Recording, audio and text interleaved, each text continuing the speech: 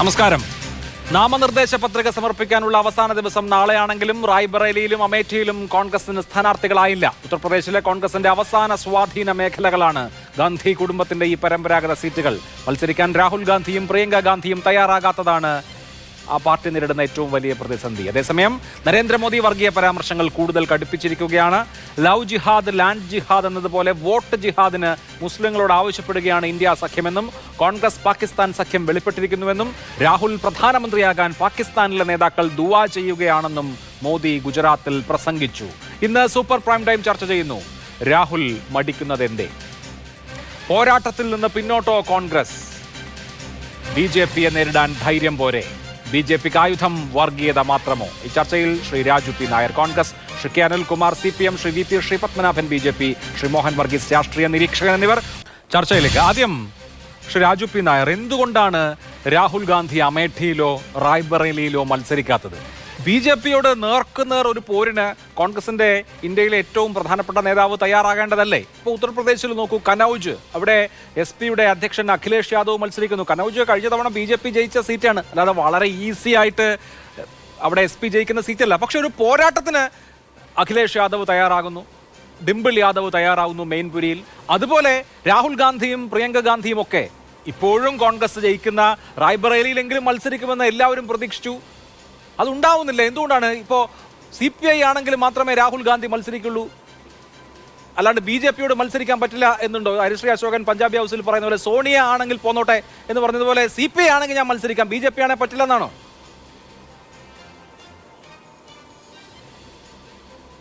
അല്ല, മത്സരിക്കുന്നില്ല എന്ന് അഭിലാഷിന് എവിടെ നിന്നാണ് ഇത് കിട്ടിയത്, തീരുമാനം കിട്ടിയത്? അല്ല, ഇതുവരെ മത്സരിക്കുന്നതായ തീരുമാനം വന്നിട്ടില്ല. അല്ല, ഇതുവരെയും മത്സരിക്കുന്നില്ല എന്നുള്ളത് കൊണ്ട് മത്സരിക്കുന്നില്ല എന്നുള്ള തീരുമാനത്തിലേക്ക് നമുക്ക് എത്താൻ സാധിക്കുമോ? ഇപ്പോൾ ഉത്തർപ്രദേശിലെ തെരഞ്ഞെടുപ്പിൽ രാഹുൽ ഗാന്ധിയുടെയും അമേഠിയിലെയും റായ്ബറയിലെയും സംബന്ധിച്ചിട്ടുള്ള സ്ഥാനാർത്ഥികളെ സംബന്ധിച്ച് അവിടെ പല ഘടകങ്ങളുണ്ട്. അത് പാർട്ടിക്കകത്തുള്ള ഘടകം മാത്രമല്ല, പാർട്ടിക്ക് പുറത്തുള്ള ഘടകങ്ങളുണ്ട്. ആ ഘടകങ്ങളെല്ലാം ആശ്രയിച്ചു മാത്രമേ ഒരു തീരുമാനം എടുക്കാൻ സാധിക്കുള്ളൂ. അത് തന്ത്രപരമാണ്. അതല്ലാതെ രാഹുൽ ഗാന്ധി BJPയിൽ നിന്ന് ഫൈറ്റ് ചെയ്യുന്നതിന് പേടിച്ചൊളിക്കുന്നു എന്നൊക്കെ അഭിലാഷ് പറഞ്ഞാൽ ഈ മാതൃഭൂമിയുടെ പ്രേക്ഷകർ തന്നെ അതിനെ അംഗീകരിക്കുമെന്ന് എനിക്ക് സംശയമുണ്ട്. കാരണം ഈ രാജ്യത്ത് സംഘപരിവാറിനോട് നേരിട്ട് ഏറ്റുമുട്ടുന്ന, നരേന്ദ്രമോദിയോട് നേരിട്ട് ഏറ്റുമുട്ടുന്ന ഒരേ ഒരു നേതാവുണ്ടെങ്കിൽ ആ നേതാവ് രാഹുൽ ഗാന്ധിയാവും. അദ്ദേഹം പരാജയങ്ങളിൽ ഭയക്കുന്ന ആളുമല്ല എന്നുള്ളതും, എത്ര പ്രതികൂലാവസ്ഥയിലും താൻ ഉയർത്തിപ്പിടിക്കുന്ന ആശയം ഏറ്റവും വീറോടും വാശിയോടും കൂടി ചെയ്യുന്ന ആളാണെന്ന് പറയാം. പക്ഷെ തെരഞ്ഞെടുപ്പ് ചില തന്ത്രങ്ങളുടെ കൂടിയായിരിക്കും. ഇപ്പം ചില ആഭ്യന്തര ഘടകങ്ങളും ആഭ്യന്തരമല്ലാതെ പുറത്തുള്ള ഘടകങ്ങളും ആ തെരഞ്ഞെടുപ്പിൽ സ്ഥാനാർത്ഥിത്വത്തെ സംബന്ധിച്ച് തീരുമാനമാവേണ്ടതുണ്ട്. അപ്പം ആ ഒരു കാര്യത്തിനനുസരിച്ച് രാഹുലോ പ്രിയങ്കയോ മത്സരിക്കാതിരിക്കാനുള്ള ഒരു ഘടകം താങ്കൾക്ക് പറയാമോ? നമുക്കറിയാം, പരമ്പരാഗതമായി തന്നെ കോൺഗ്രസിന്റെ ശക്തി കേന്ദ്രമാണ് ഇന്ദിരാഗാന്ധി, സഞ്ജയ് ഗാന്ധി, പിന്നെ VP സിംഗ് മുതലായി എല്ലാവരും ഗാന്ധി കുടുംബത്തിൽ തന്നെ രാഹുൽ, സോണിയ അടക്കം എല്ലാവരും മത്സരിക്കുന്ന പരമ്പരാഗതമായി ഇപ്പോഴും കോൺഗ്രസിന് ജയസാധ്യതയുള്ള സീറ്റുകളാണ്, ജയിക്കാൻ സാധ്യതയുള്ള സീറ്റാണ്. അവിടെ വേറെന്ത് ഘടകമാണ്? ഒരു പക്ഷേ പ്രിയങ്ക ഗാന്ധിയോ രാഹുൽ ഗാന്ധിയോ അല്ലെങ്കിൽ അമേഠിയും റായ്ബറേലിയും ജയിക്കുമെന്ന് തോന്നുന്നുണ്ടോ? അല്ല, മത്സരിക്കാതിരിക്കാനുള്ള ഘടകങ്ങളാണ് അങ്ങ് തപ്പുന്നത്. ഞങ്ങൾ തേടുന്നത് മത്സരിക്കുന്നതിനുള്ള ഘടകങ്ങളാണ്. അതല്ലാതെ മത്സരിക്കാതിരിക്കാനുള്ള ഘടകങ്ങളല്ല ഞങ്ങൾ തേടുന്നത്. ഞാൻ സൂചിപ്പിച്ചല്ലോ, 2 മണ്ഡലങ്ങളെ സംബന്ധിച്ച് പുറത്തുള്ള ഘടകങ്ങളാണെന്നേ. അപ്പോൾ ആ ഘടകങ്ങൾ കൂടി തീരുമാനമാവുകയും അല്ലെങ്കിൽ അതിനനുസരിച്ചുള്ള തീരുമാനം ഉണ്ടാവും. അതിനു മുമ്പ് നമ്മൾ ചില ഇതിലേക്ക് എത്തുന്നത് മറ്റു പലരെയും സഹായിക്കാൻ ഉതകുമെന്നുള്ളതിനപ്പുറം ഒരു മാധ്യമ സൃഷ്ടി നരേന്ദ്രമോദിയെ നമുക്ക് അനാലിസിന് മാത്രമേ പ്രസക്തിയുള്ളൂ. ആരെയും ആർക്കും സഹായിക്കാൻ പറ്റില്ല. ഇന്ത്യ അല്ല, കേരളം അല്ലല്ലോ ഇന്ത്യ. അത് കേരളത്തിൽ നടക്കുന്ന ചർച്ചകൾ ഇന്ത്യയെ ശ്രദ്ധിക്കുന്നില്ല എന്ന് അഭിലാഷ് തോന്നുന്നുണ്ടെങ്കിൽ അത് നമ്മുടെ തന്നെ ഒരു പ്രാധാന്യത്തെ കുറച്ച് കാണുന്നതിന് തുല്യമായിരിക്കും. ഇപ്പൊ മലയാളത്തിൽ നടക്കുന്ന ഒരു ചർച്ച എങ്ങനെയാണ് വേറൊരു സംസ്ഥാനത്തിൽ തരത്തിൽ ചർച്ച ചെയ്യപ്പെടാൻ സാധ്യത? നമ്മൾ മലയാളികൾ മാത്രമല്ലേ കേൾക്കൂ. ഇവിടെയാണെങ്കിൽ ഇലക്ഷനും കഴിഞ്ഞു. അഭിലാഷ് തമിഴ്നാട്ടിലും കേരളത്തിലും ഒക്കെ നടക്കുന്ന ചർച്ചകളാണ് നരേന്ദ്രമോദി ഈ തെരഞ്ഞെടുപ്പിൽ കൈകാലിട്ടടിക്കുമ്പോൾ ഉപയോഗിച്ചുകൊണ്ടിരിക്കുന്നത്. എന്താ അഭിലാഷ് ഇങ്ങനെയൊക്കെ പറഞ്ഞത് എനിക്ക് മനസ്സിലാവുന്നില്ല. ഈ രാജ്യത്ത് നടക്കുന്ന പല സ്ഥലങ്ങളിലും നടക്കുന്ന ചർച്ച അത് ഏറ്റവും പ്രാധാന്യമില്ലാത്തവർ പോലും പറയുന്ന വാക്കുകൾ ഉപയോഗിച്ചുകൊണ്ടാണ് ഇന്ത്യയുടെ പ്രധാനമന്ത്രി ഒരു തെരഞ്ഞെടുപ്പിൽ നേടുന്നത്. ഇപ്പോൾ വോട്ട് ജിഹാദ് എന്നുള്ള പ്രയോഗം എവിടെ നിന്നാണ് ലഭിച്ചത്? വോട്ട് ജിഹാദ് എന്ന് പറഞ്ഞൊരു പ്രയോഗം ലഭിച്ചത് സമാജ്വാദി പാർട്ടിയുടെ ഒരു സ്ഥാനാർത്ഥി പറഞ്ഞ ഒരു കാര്യം വെച്ചുകൊണ്ടാണ് അല്ലേ? അപ്പോൾ അത് വെച്ചുകൊണ്ട് കോൺഗ്രസ് അത് ഉപയോഗിക്കണം. അപ്പോൾ ഈ രാജ്യത്ത് നടക്കുന്ന എല്ലാ ചർച്ചകളെയും BJP എന്ന് ഉപയോഗിക്കാൻ ശ്രമിക്കുന്ന കൈകാലിട്ടടിക്കുന്ന ഒരവസ്ഥയിലാണ് നരേന്ദ്രമോദി നിൽക്കുന്നത്. അദ്ദേഹത്തിൻ്റെ വെപ്രാളം വളരെ വ്യക്തമാണ്. ഈ തെരഞ്ഞെടുപ്പ് തുടങ്ങിയപ്പോൾ തന്നെ കോൺഗ്രസ് നിശ്ചയിച്ച അജണ്ടയായിരുന്നു തെരഞ്ഞെടുപ്പിനെ നയിച്ചിരുന്നത്. ആ തെരഞ്ഞെടുപ്പിൽ നിശ്ചയിച്ച അജണ്ട സാമൂഹിക നീതിയും സാമ്പത്തിക നീതിയും സംബന്ധിച്ചാണ്. തൊഴിലില്ലായ്മ ഉൾപ്പെടെയുള്ള ഏറ്റവും പ്രധാനപ്പെട്ട സാധാരണ ജനങ്ങൾ അനുഭവിക്കുന്ന പ്രശ്നങ്ങളെ ഉയർത്തി കാണിച്ചുകൊണ്ട് നടത്തിയ പോരാട്ടം, ഭാരത് ജോഡോ ന്യായ യാത്രയിൽ ഉൾപ്പെടെ നടത്തിയ പോരാട്ടമാണ് ഈ തെരഞ്ഞെടുപ്പിന് അജണ്ട തീരുമാനിച്ചത്. ആ അജണ്ടയ്ക്ക് അകത്ത് പുറത്തു നിന്ന് ഈ തെരഞ്ഞെടുപ്പിനെ വർഗീയമായി മാറ്റാൻ ശ്രമിച്ച നരേന്ദ്രമോദി അത് ഫലപ്രദമാകുന്നില്ല, തനിക്കതിനകത്ത് വിജയിക്കാൻ കഴിയുന്നില്ല എന്ന് ഒന്നും രണ്ടും ഘട്ടം തെരഞ്ഞെടുപ്പ് കഴിഞ്ഞപ്പോൾ മനസ്സിലായി. അതോടുകൂടി കോൺഗ്രസ് വരച്ച കളത്തിനകത്ത് വന്ന് അതിനകത്ത് കുളം കലക്കാൻ ശ്രമിച്ചുകൊണ്ടിരിക്കുകയാണ്. ഇപ്പൊ രാജ്യത്തിന്റെ വിഭവങ്ങൾ നീതിപൂർവമായി വിതരണം ചെയ്യണമെന്നുള്ള കോൺഗ്രസ് നിശ്ചയിച്ച അജണ്ടയ്ക്കകത്ത് വന്നു. എന്നിട്ട് അതിനകത്ത് ഒരു വർഗീയ ചേരുവുണ്ടാക്കാൻ വേണ്ടി അത് മുസ്ലിങ്ങൾക്ക് മാത്രം കൊടുക്കുന്ന തെറ്റായ പ്രഖ്യാപനത്തിലേക്ക് പോവുകയാണ്. കൂടാതെ മറ്റ് വർഗീയമായ പരാമർശപ്പെട്ടിരിക്കുന്ന സാഹചര്യമാണ് ഉപയോഗിക്കുന്നത് എന്നുള്ള ചർച്ചയിലേക്ക് വരാം. അതിനു മുൻപ് ഡോക്ടർ മോഹൻ വർഗീസ്, നമുക്കറിയാം പരമ്പരാഗതമായ ഉത്തർപ്രദേശിന്റെ ഒരു തെരഞ്ഞെടുപ്പ് രാഷ്ട്രീയം അറിയാം. കോൺഗ്രസ് ഏറ്റവും ഒടുവിലായി കഴിഞ്ഞ 2 തെരഞ്ഞെടുപ്പുകളിലായി ഈ അമേഠിയിലേക്കും റായ്ബറേലിയിലേക്കും ചുരുക്കപ്പെട്ടു. അതിൽ കഴിഞ്ഞ തവണ അമേഠി പോലും അവർക്ക് നഷ്ടപ്പെട്ടു. പക്ഷേ പരമ്പരാഗതമായി ഗാന്ധി കുടുംബാംഗങ്ങൾ ജയിക്കുന്ന മണ്ഡലമാണ്. ഉത്തർപ്രദേശിൽ ഒരു സീരിയസ് ഫൈറ്റ് കൊടുക്കേണ്ടതില്ല, ഗാന്ധി കുടുംബാംഗങ്ങൾ മത്സരിക്കേണ്ടതില്ല എന്നൊരു തീരുമാനമാണ് കോൺഗ്രസ് എടുക്കുന്നതെങ്കിൽ അത് ഗുണകരമായിരിക്കും. നോക്കൂ, നമുക്കറിയാം കോൺഗ്രസിന്റെ ഡിക്ലൈൻ തുടങ്ങുന്നത് തന്നെ ഉത്തർപ്രദേശിൽ നിന്ന്. ഇപ്പോൾ നരസിംഹറാവു, PV നരസിംഹറാവു 1991 പ്രധാനമന്ത്രിയാകുമ്പോൾ യഥാർത്ഥത്തിൽ ഇന്ത്യയുടെ ഹിന്ദി ഹൃദയഭൂമിക്ക് പുറത്ത് ഒരാൾ, അവിടെ നിന്ന് പുതിയൊരു ലീഡർ അല്ലെങ്കിൽ പവർ സെന്റർ എമർജ് ചെയ്യുമ്പോഴാണ് കോൺഗ്രസിന്റെ ഡിക്ലൈൻ്റെ ഒരു വലിയ തുടക്കം വരുന്നത് പോലും. അപ്പോൾ ഉത്തർപ്രദേശിൽ മത്സരിക്കേണ്ട എന്ന രാഹുലിന്റെയും പ്രിയങ്കയുടെയും തീരുമാനം താങ്കൾ എങ്ങനെ കാണുന്നു? അതാണ് അന്തിമ തീരുമാനമാവുന്നതെങ്കിൽ. ഒന്ന്, ഉത്തർപ്രദേശിൽ കോൺഗ്രസ് പാർട്ടി രാഹുൽ ഗാന്ധിയും പ്രിയങ്ക ഗാന്ധിയും ഫീൽഡ് ചെയ്യുന്നില്ല എന്ന് തീരുമാനിക്കാറായിട്ടില്ല. കാരണം ഇനിയും കേവലം ഒരു 10-12 മണിക്കൂറെങ്കിലും ബാക്കിയുണ്ട്. അതുകൊണ്ട് അവസാന നിമിഷം, നാളെയാണല്ലോ നാമനിർദ്ദേശ പത്രിക, മെയ് 3-ാം തീയതിയാണല്ലോ നാമനിർദ്ദേശ പത്രിക കൊടുക്കാനുള്ള അവസാന തീയതി. കോൺഗ്രസ് പാർട്ടി അനന്തമായി കഴിഞ്ഞ കുറേ കാലമായിട്ട് നോക്കിയാൽ പല തീരുമാനങ്ങളും അനന്തമായി നീട്ടുക വഴി ലഭിക്കാവുന്ന ഒരു മേൽക്കൈ, അഡ്വാൻറ്റേജ് കളഞ്ഞു കുളിക്കുന്ന ഒരു കാഴ്ചയാണ് കാണുന്നത്. ഇനി റായ്ബറേലിയിലേക്കും അമേഠിയിലേക്കും വരാം. നമുക്കറിയാം കോൺഗ്രസ് പാർട്ടിയുടെ, പ്രത്യേകിച്ച് ഗാന്ധി നെഹ്റു ഫാമിലിയുടെ ഒരു പോക്കറ്റ് ബെറോ ആണ് ഈ 2 മണ്ഡലങ്ങളും, അമേഠിയും റായ്ബറേലിയും. അമേഠിയുടെ കാര്യത്തിൽ അത് രാജീവ് ഗാന്ധിയുടെ മണ്ഡലമാണ്, മുൻപ് സഞ്ജയ് ഗാന്ധിയുടെ മണ്ഡലമാണ്, അവരൊക്കെ ജയിച്ചു വന്നതാണ്. പക്ഷേ 2 പ്രാവശ്യം സഞ്ജയ് ഗാന്ധി 1977 അടിയന്തരാവസ്ഥയ്ക്ക് ശേഷം നടന്ന തെരഞ്ഞെടുപ്പിൽ കാലിടറി. കഴിഞ്ഞ തെരഞ്ഞെടുപ്പിൽ 50,000-ൽ പരം വോട്ടിനാണ് ശ്രീ രാഹുൽ ഗാന്ധി അമേഠിയിൽ പരാജയപ്പെട്ടത്. അതിനുള്ള പ്രധാന കാരണം BJP അവിടെ ഹോംവർക്ക് ചെയ്തു. അവിടെ പരമ്പരാഗതമായി കോൺഗ്രസിന് സ്ട്രെങ്ത് ഉണ്ടെങ്കിൽ പോലും അതൊരു ടേക്കൺ ഫോർ ഗ്രാൻറ്റഡ് ആയി രാഹുൽ ഗാന്ധി എടുത്തത് കൊണ്ടാവാം. അതുകൊണ്ടാണ് സ്മൃതി ഇറാനിക്ക് രാഹുൽ ഗാന്ധിയെ പരാജയപ്പെടുത്താൻ കഴിഞ്ഞത്. പക്ഷേ റായ്ബറേലിയുടെ ചിത്രം അങ്ങനെയല്ല. ഇന്ദിരാഗാന്ധി 1977 തെരഞ്ഞെടുപ്പിൽ 25,000-ൽ പരം വോട്ടിന് പരാജയപ്പെട്ടതിന് ശേഷം പിന്നീട് കോൺഗ്രസ് പാർട്ടിക്ക് ഒരിക്കലും നഷ്ടപ്പെട്ടിട്ടില്ലാത്ത സീറ്റാണ് റായ്ബറേലി. അതുകൊണ്ട് ഗാന്ധി നെഹ്റു ഫാമിലി മാറി നിന്ന് രാജീവ് ഗാന്ധിയുടെ, അതായത് ഏതാനും പ്രാവശ്യം ഗാന്ധി നെഹ്റു ഫാമിലി മാറി നിന്നതല്ലാതെ സോണിയാഗാന്ധി രംഗപ്രവേശം ചെയ്തത് മുതൽ തന്നെ ആ സീറ്റ് സോണിയാഗാന്ധിക്ക് സ്വന്തമായിരുന്നു. അതുകൊണ്ട് ഈ 2 സീറ്റിൽ കോൺഗ്രസ് പാർട്ടി ഗാന്ധി നെഹ്റു ഫാമിലിയിലെ അംഗങ്ങളെ ഫീൽഡ് ചെയ്യണം.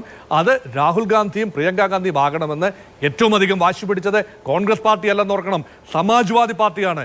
സമാജ്വാദി പാർട്ടി ഒന്നാന്തരമായ ഒരു ജെല്ലിംഗ് ഇഫക്റ്റിലാണ് ഉത്തർപ്രദേശിൽ. 80 സീറ്റുള്ള ഉത്തർപ്രദേശ്, ഇന്ത്യയുടെ ഭാഗധേയം ആര് നിശ്ചയിക്കണം എന്ന് തീരുമാനിക്കുന്ന 80 സീറ്റുള്ള ഉത്തർപ്രദേശിൽ 17 സീറ്റുകൾ കോൺഗ്രസ് പാർട്ടിക്ക് വിട്ടുകൊടുത്തുകൊണ്ട് 63 സീറ്റിലേക്ക് ഒതുങ്ങുകയാണ് അവിടുത്തെ പ്രമുഖ പാർട്ടിയായ അഖിലേഷ് യാദവിൻ്റെ സമാജ്വാദി പാർട്ടി.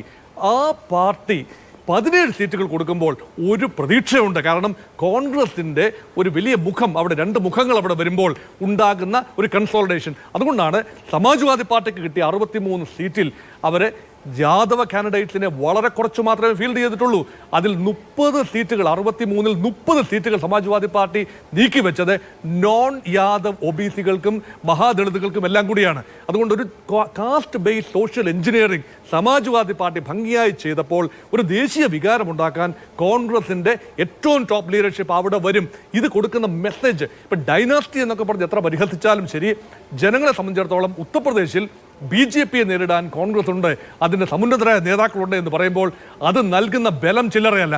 അത് മനസ്സിലാക്കാതെ കോൺഗ്രസ് പാർട്ടി എടുക്കുന്ന ഒരു മെല്ലപ്പോക്ക്, ഇത് അയോധ്യ വിഷയത്തിൽ നമ്മൾ കണ്ടു. പ്രാണപ്രതിഷ്ഠാ ചടങ്ങിൽ പങ്കെടുക്കണമോ വേണ്ടായോ എന്ന് പറഞ്ഞുകൊണ്ട് എത്ര വാല്യുബിൾ ടൈമാണ്, ഉണ്ടെങ്കിൽ ഉണ്ട് ഇല്ലെങ്കിലില്ല എന്ന് ആർജവത്തോടു കൂടി പറയാൻ നട്ടലോടുകൂടി കോൺഗ്രസ് തയ്യാറാകാത്തത് ഈ വിഷയത്തിലും ഒരു കൺഫ്യൂഷനാണ്, കല്ലുകടിയാണ്. അത് കോൺഗ്രസിന് നഷ്ടം തന്നെയാണ്. ശരി, ശ്രീ പത്മനാഭൻ, എന്തായാലും റായ്ബറേലിയിൽ കോൺഗ്രസിന് സ്ഥാനാർത്ഥിയില്ലെങ്കിലും BJPക്ക് സ്ഥാനാർത്ഥിയായിരിക്കുന്നു ദിനേശ് പ്രതാപ് സിംഗ് അവിടെ മത്സരിക്കാൻ പാർട്ടി തീരുമാനിച്ചിരിക്കുകയാണ്. ഉത്തർപ്രദേശിലെ രാഷ്ട്രീയം ഇവിടെ പറയുന്നത് പോലെ സമാജ്വാദി പാർട്ടി ഒരു സീരിയസ് ആയ ഫൈറ്റ് പുട്ടപ്പ് ചെയ്യുന്നു. അതിനൊപ്പം കോൺഗ്രസ് കൂടി അതേ നിലയിൽ വരികയാണെങ്കിൽ BJP ഉദ്ദേശിക്കുന്ന അത്ര സീറ്റിലേക്ക് പോകാൻ ഒരു പക്ഷേ കഴിഞ്ഞേക്കില്ല. ശക്തമായ രാഷ്ട്രീയ പോരാട്ടം നടക്കാനുള്ള സ്പേസ് ഇപ്പോഴും ഉണ്ട് എന്നിരിക്കെ നിങ്ങൾ പ്രതീക്ഷിക്കുന്നത് എന്താണ്? രാഹുൽ ഗാന്ധി BJPയെ നേരിടാൻ ഇനി അമേഠിയിൽ വന്നില്ലെങ്കിലും റായ്ബറേലിയിൽ വരുമോ? അല്ല, ഞാൻ ആ ചോദ്യത്തിന് ഉത്തരം പറയുന്നതിന് മുമ്പ് അമേഠിയെ പറ്റി റായ്ബറേലിനെ പറ്റി 2 വാക്ക് പറയാം. പതിറ്റാണ്ടുകളോളം നെഹ്റു കുടുംബം ഇവിടെ മോഹൻ വർഗീസ് ഉപയോഗിച്ചൊരു വാക്കുണ്ടല്ലോ, ടേക്കൺ ഫോർ ഗ്രാൻഡഡ്. അങ്ങനെ കൈവശം വെച്ച് എന്ത് ചെയ്താലും ചെയ്തിട്ടില്ലെങ്കിലും ഞങ്ങൾ തന്നെ ജയിക്കും, ഇത് ഞങ്ങളുടെ കുടുംബവക മണ്ഡലമാണ് എന്ന അമിത ആത്മവിശ്വാസത്തിൽ കൈവശം വെച്ചിരുന്ന സ്ഥലമാണ്. അമേഠിയുടെ അവസ്ഥ എന്താണ്? നല്ല ഒരു ഗവൺമെൻറ് ഹോസ്പിറ്റൽ ഇല്ല. ആ ഉള്ള പൊട്ടിപ്പൊളിഞ്ഞ ആശുപത്രിയിൽ ഒരു ആംബുലൻസ് ഇല്ല. അമേഠി റെയിൽവേ സ്റ്റേഷൻ ബ്രിട്ടീഷുകാർ ഉണ്ടാക്കിപ്പോയ കാലത്തിന് ശേഷം പിന്നെ പുതുക്കി പണിതിട്ടില്ല, ഗൗരിഗഞ്ച് റെയിൽവേ സ്റ്റേഷൻ. അമേഠിയിലെ ജനങ്ങൾക്ക് കുടിവെള്ളമില്ല, നല്ല റോഡില്ല എന്ന് വേണ്ട ഒരു VVIP മണ്ഡലം, പ്രധാനമന്ത്രിമാരെ സംഭാവന ചെയ്ത VVIP മണ്ഡലത്തിന് വേണ്ട ഒന്നുമില്ല. ഇതിൻ്റെ തുണയായിരുന്നു റായ്ബറേലി. ഇതേ അവസ്ഥയാണ് റായ്ബറേലിയെ. ഞാനൊക്കെ കോളേജിൽ പഠിക്കുമ്പോൾ നമ്മളെ പറഞ്ഞ് തെറ്റിദ്ധരിപ്പിച്ചിരുന്നു അമേഠിയിൽ 2 മെഡിക്കൽ കോളേജ് ഉണ്ട് എന്ന്. എന്താ അമേഠിയിൽ സംഭവിച്ചത്? അമേഠിയിൽ 2014 സ്മൃതി ഇറാനി അവിടെ മത്സരിക്കാൻ വരുന്നു. അന്ന് പത്രക്കാർ പ്രിയങ്ക ഗാന്ധിയോട് വെറുതെ ചോദിച്ചു, സ്മൃതി ഇറാനി വരുന്നുണ്ടല്ലോ, നിങ്ങൾക്ക് ഭയമുണ്ടോ എന്ന്. അന്ന് പ്രിയങ്ക ഗാന്ധി പ്രതികരിച്ചത് വിച്ച് സ്മൃതി ഇറാനി, ഹൂ എന്ന് ചോദിച്ചിട്ടാണ്. പക്ഷേ സ്മൃതി ഇറാനി അന്ന് അവർക്കൊരു മാസമേ സമയം കിട്ടിയില്ല, അവർ 1 ലക്ഷം വോട്ടിൽ തോറ്റു. മാത്രവുമല്ല, ആ തെരഞ്ഞെടുപ്പിന് ശേഷം സ്മൃതി ഇറാനി ആ മണ്ഡലം ശ്രദ്ധിക്കാൻ തുടങ്ങി. അവർ ഗുജറാത്തിലുള്ള രാജ്യസഭാ അംഗമായിരുന്നെങ്കിലും മനോഹർ പാരീക്കർ എന്ന് പറയുന്ന മുൻ ഗോവ മുഖ്യമന്ത്രി, രാജ്യരക്ഷാ വകുപ്പ് മന്ത്രി, അദ്ദേഹം ഉത്തർപ്രദേശിലുള്ള രാജ്യസഭാ അംഗമായിരുന്നു. അദ്ദേഹത്തിൻ്റെ ഫണ്ടുകൾ ഈ മണ്ഡലത്തിലും ഈ ജില്ലയിലും തൊട്ടടുത്ത റായ്ബറേലി ജില്ലയിലും കേന്ദ്രീകരിച്ച് അവിടെ ഒരുപാട് വികസന പ്രവർത്തനങ്ങൾ നടത്തി. അതിനൊക്കെ സ്മൃതി ഇറാനിജി തന്നെ നേരിട്ട് ഇടപെട്ടു. മാസത്തിൽ 1 തവണ അമേഠി സന്ദർശിക്കുക എന്ന് ഉള്ളത് അവരൊരു സ്വഭാവമാക്കി മാറ്റി. അതിനുശേഷം 2017 അവിടെ സംസ്ഥാനത്ത് ഭരണമാറ്റമുണ്ടായി, യോഗി ആദിത്യനാഥ് വരുന്നു. അതിനുശേഷം അമേഠിയിൽ സംഭവിച്ചത് എന്തൊക്കെയാണ്? അമേഠിക്ക് ആദ്യമായി ഒരു ഗവൺമെൻറ് മെഡിക്കൽ കോളേജ് ഉണ്ടായി. അമേഠി എന്ന പ്രധാനമന്ത്രിമാരെ സൃഷ്ടിച്ച മണ്ഡലത്തിന് ഒരു ഗവൺമെൻറ് മെഡിക്കൽ കോളേജ് വന്നു. റായ്ബറേലിയിൽ കോൺഗ്രസ്സുകാർ കടലാസിൽ എഴുതി വെച്ച് പോയ all India institute of medical science അത് യാഥാർത്ഥ്യമാക്കി. അമേഠിയിൽ 4 ലക്ഷം വീടുകളിൽ ഞങ്ങൾ ശൗചാലയങ്ങൾ കൊടുത്തു. അമേഠിയിൽ ജൽജീവൻ മിഷൻ 4-5 ലക്ഷം വീടുകളിൽ കുടിവെള്ളം എത്തിച്ചു കൊടുത്തു. 4-5 ലക്ഷം കുടുംബങ്ങൾക്ക് ആയുഷ്മാൻ ഭാരത്, കിസാൻ സമ്മാൻ നിധി. ഗൗരിഗഞ്ച് റെയിൽവേ സ്റ്റേഷൻ ആധുനികവൽക്കരിച്ചു, അതിന് പുതുക്കി പണിതു. കോൺഗ്രസ്സുകാർ ആകെ ചെയ്തത് അവിടെ ഒരു സൈക്കിൾ ഫാക്ടറി ഉണ്ടാക്കുമെന്ന് പറഞ്ഞ് കൃഷിക്കാരുടെ ഭൂമി ഏറ്റെടുത്തിട്ട് അവിടെ അവരുടെ ഫാമിലി ട്രസ്റ്റ്, അതായത് ഇവർ 4-5 ആൾ മാത്രം അംഗങ്ങളായ ട്രസ്റ്റിൻ്റെ വക ഒരു ഗസ്റ്റ് ഹൗസ് ഇവർക്ക് വന്നാൽ താമസിക്കാൻ. സ്മൃതി ഇറാനി അവിടെ ഒരു ഉറപ്പ് കൊടുത്തിരുന്നു, എന്നെ അമേഠിയിൽ നിന്ന് ജയിപ്പിച്ചാൽ ഞാൻ ഈ നാട്ടുകാരിയാവുമെന്ന്. അവരവിടെ കുറച്ച് ഭൂമി വാങ്ങി ഒരു വീടുണ്ടാക്കി. ഇപ്പോൾ അമേഠിക്കാരിയായി അവിടുത്തെ വോട്ടറായി എൻറോൾ ചെയ്തു. ആ മണ്ഡലത്തെ സ്വന്തം കണ്ണിലെ കൃഷ്ണമണി പോലെ അവർ നോക്കുന്നു, സംരക്ഷിക്കുന്നു. അവിടെ റോഡുകൾ ടാർ ചെയ്തു, ഹൈവേകൾ 6 വരി പാതയാക്കി. റായ്ബറേലിയിലും ഇതേപോലത്തെ മാറ്റങ്ങൾ വന്നു. ഒരു നിയോജക മണ്ഡലത്തെ അവിടുത്തെ പാവപ്പെട്ട ജനങ്ങളെ അവരുടെ ജീവിതത്തിൻ്റെ അടിസ്ഥാന പ്രശ്നങ്ങൾ, കുടിവെള്ളം, വീട്, ആയുഷ്മാൻ ഭാരത് മാത്രമല്ല ആവാസ് യോജന, പ്രധാനമന്ത്രി ആവാസ് യോജന 40,000 വീടുണ്ടാക്കി കൊടുത്തു ഞങ്ങൾ ഈ അമേഠി ജില്ലയിൽ. അപ്പൊ ഇങ്ങനെയൊക്കെ നോക്കി ഞങ്ങൾ സംരക്ഷിച്ച, ഞങ്ങൾ ആധുനിക വികസന അതുപോലെ തന്നെ ജീവിത സാഹചര്യങ്ങൾ, സ്മാർട്ട് ക്ലാസ് റൂം, IIT-കൾ അല്ല ITI-കൾ, പെൺകുട്ടികൾക്കുള്ള വനിതാ പോളിടെക്നിക്ക്, ഇതൊക്കെ എത്തിച്ചു കൊടുത്ത ആത്മവിശ്വാസത്തിൽ ഞാൻ പറയുന്നു, രാഹുൽ ഗാന്ധി വന്നോട്ടെ, സോണിയാഗാന്ധി വേണമെങ്കിൽ വന്നോട്ടെ, പ്രിയങ്ക ഗാന്ധി വന്നോട്ടെ, ഇത്തവണ അമേഠിയും റായ്ബറേലിയിലും താമര വിജയിക്കും, ഒരു സംശയവും വേണ്ട കാര്യം. ശരി, അതാണ് BJP-യുടെ ആത്മവിശ്വാസം.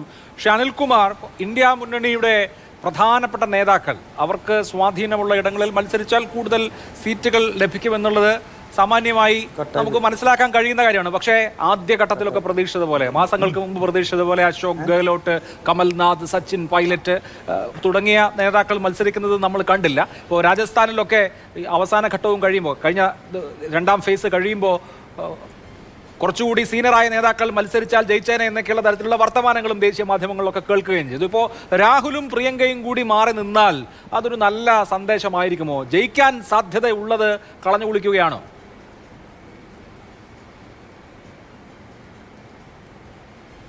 1977 നമ്മുടെ രാജ്യത്ത് ഒരു ജനവിധി ഉണ്ടായി. ആ വിധി ഉണ്ടാകുന്നത് വരെ അത്തരമൊരു ജനവിധി ഉണ്ടാകുമെന്ന് ആരും പ്രതീക്ഷിച്ചിരുന്നില്ല.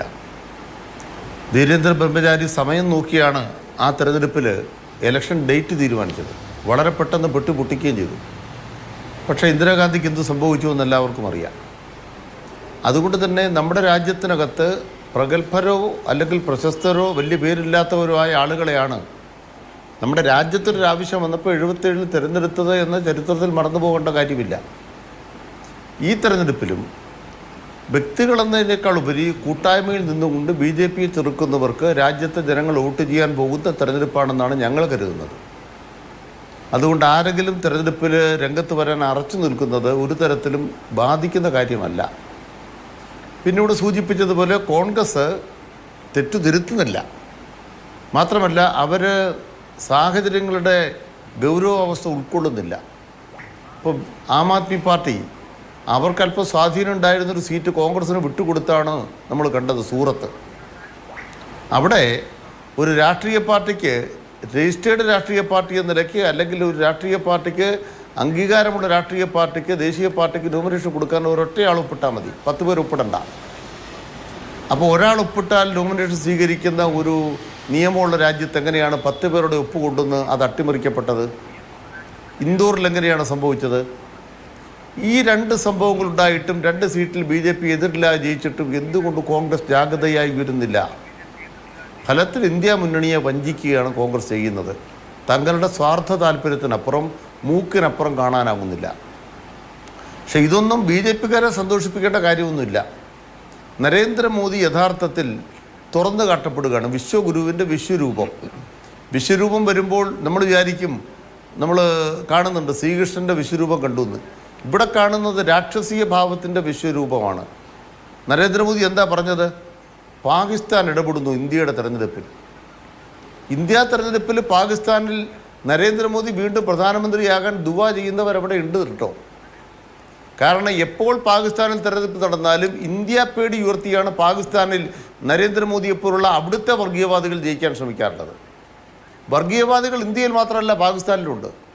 അവിടെ അത് ഇസ്ലാം മതത്തെ അടിസ്ഥാനപ്പെടുത്തിയാണ്, ഇവിടെ ഹിന്ദു മതത്തെ അടിസ്ഥാനപ്പെടുത്തിയാണ്. ഹിന്ദുമതത്തെ അടിസ്ഥാനപ്പെടുത്തിയ മതവർഗീയത കൈകാര്യം ചെയ്യുന്ന നരേന്ദ്രമോദിയുടെ പ്രതിദ്വന്ദ്വികളല്ല, മറിച്ച് അതേ ധാര പിന്തുടരുന്ന വലതുപക്ഷ രാഷ്ട്രീയക്കാർ പാകിസ്ഥാനിലുണ്ട്. അതുകൊണ്ട് മോദിക്ക് ഇത്തവണ ബാലേക്കോട്ടില്ല, പുൽവാമ ഇല്ല, പക്ഷേ സൈന്യത്തിന്റെ പേരിൽ വോട്ട് പിടിക്കാൻ പറ്റുന്നില്ല. അയോധ്യ പറഞ്ഞ പണ്ടേ പോലെ ഏൽക്കുന്നില്ല.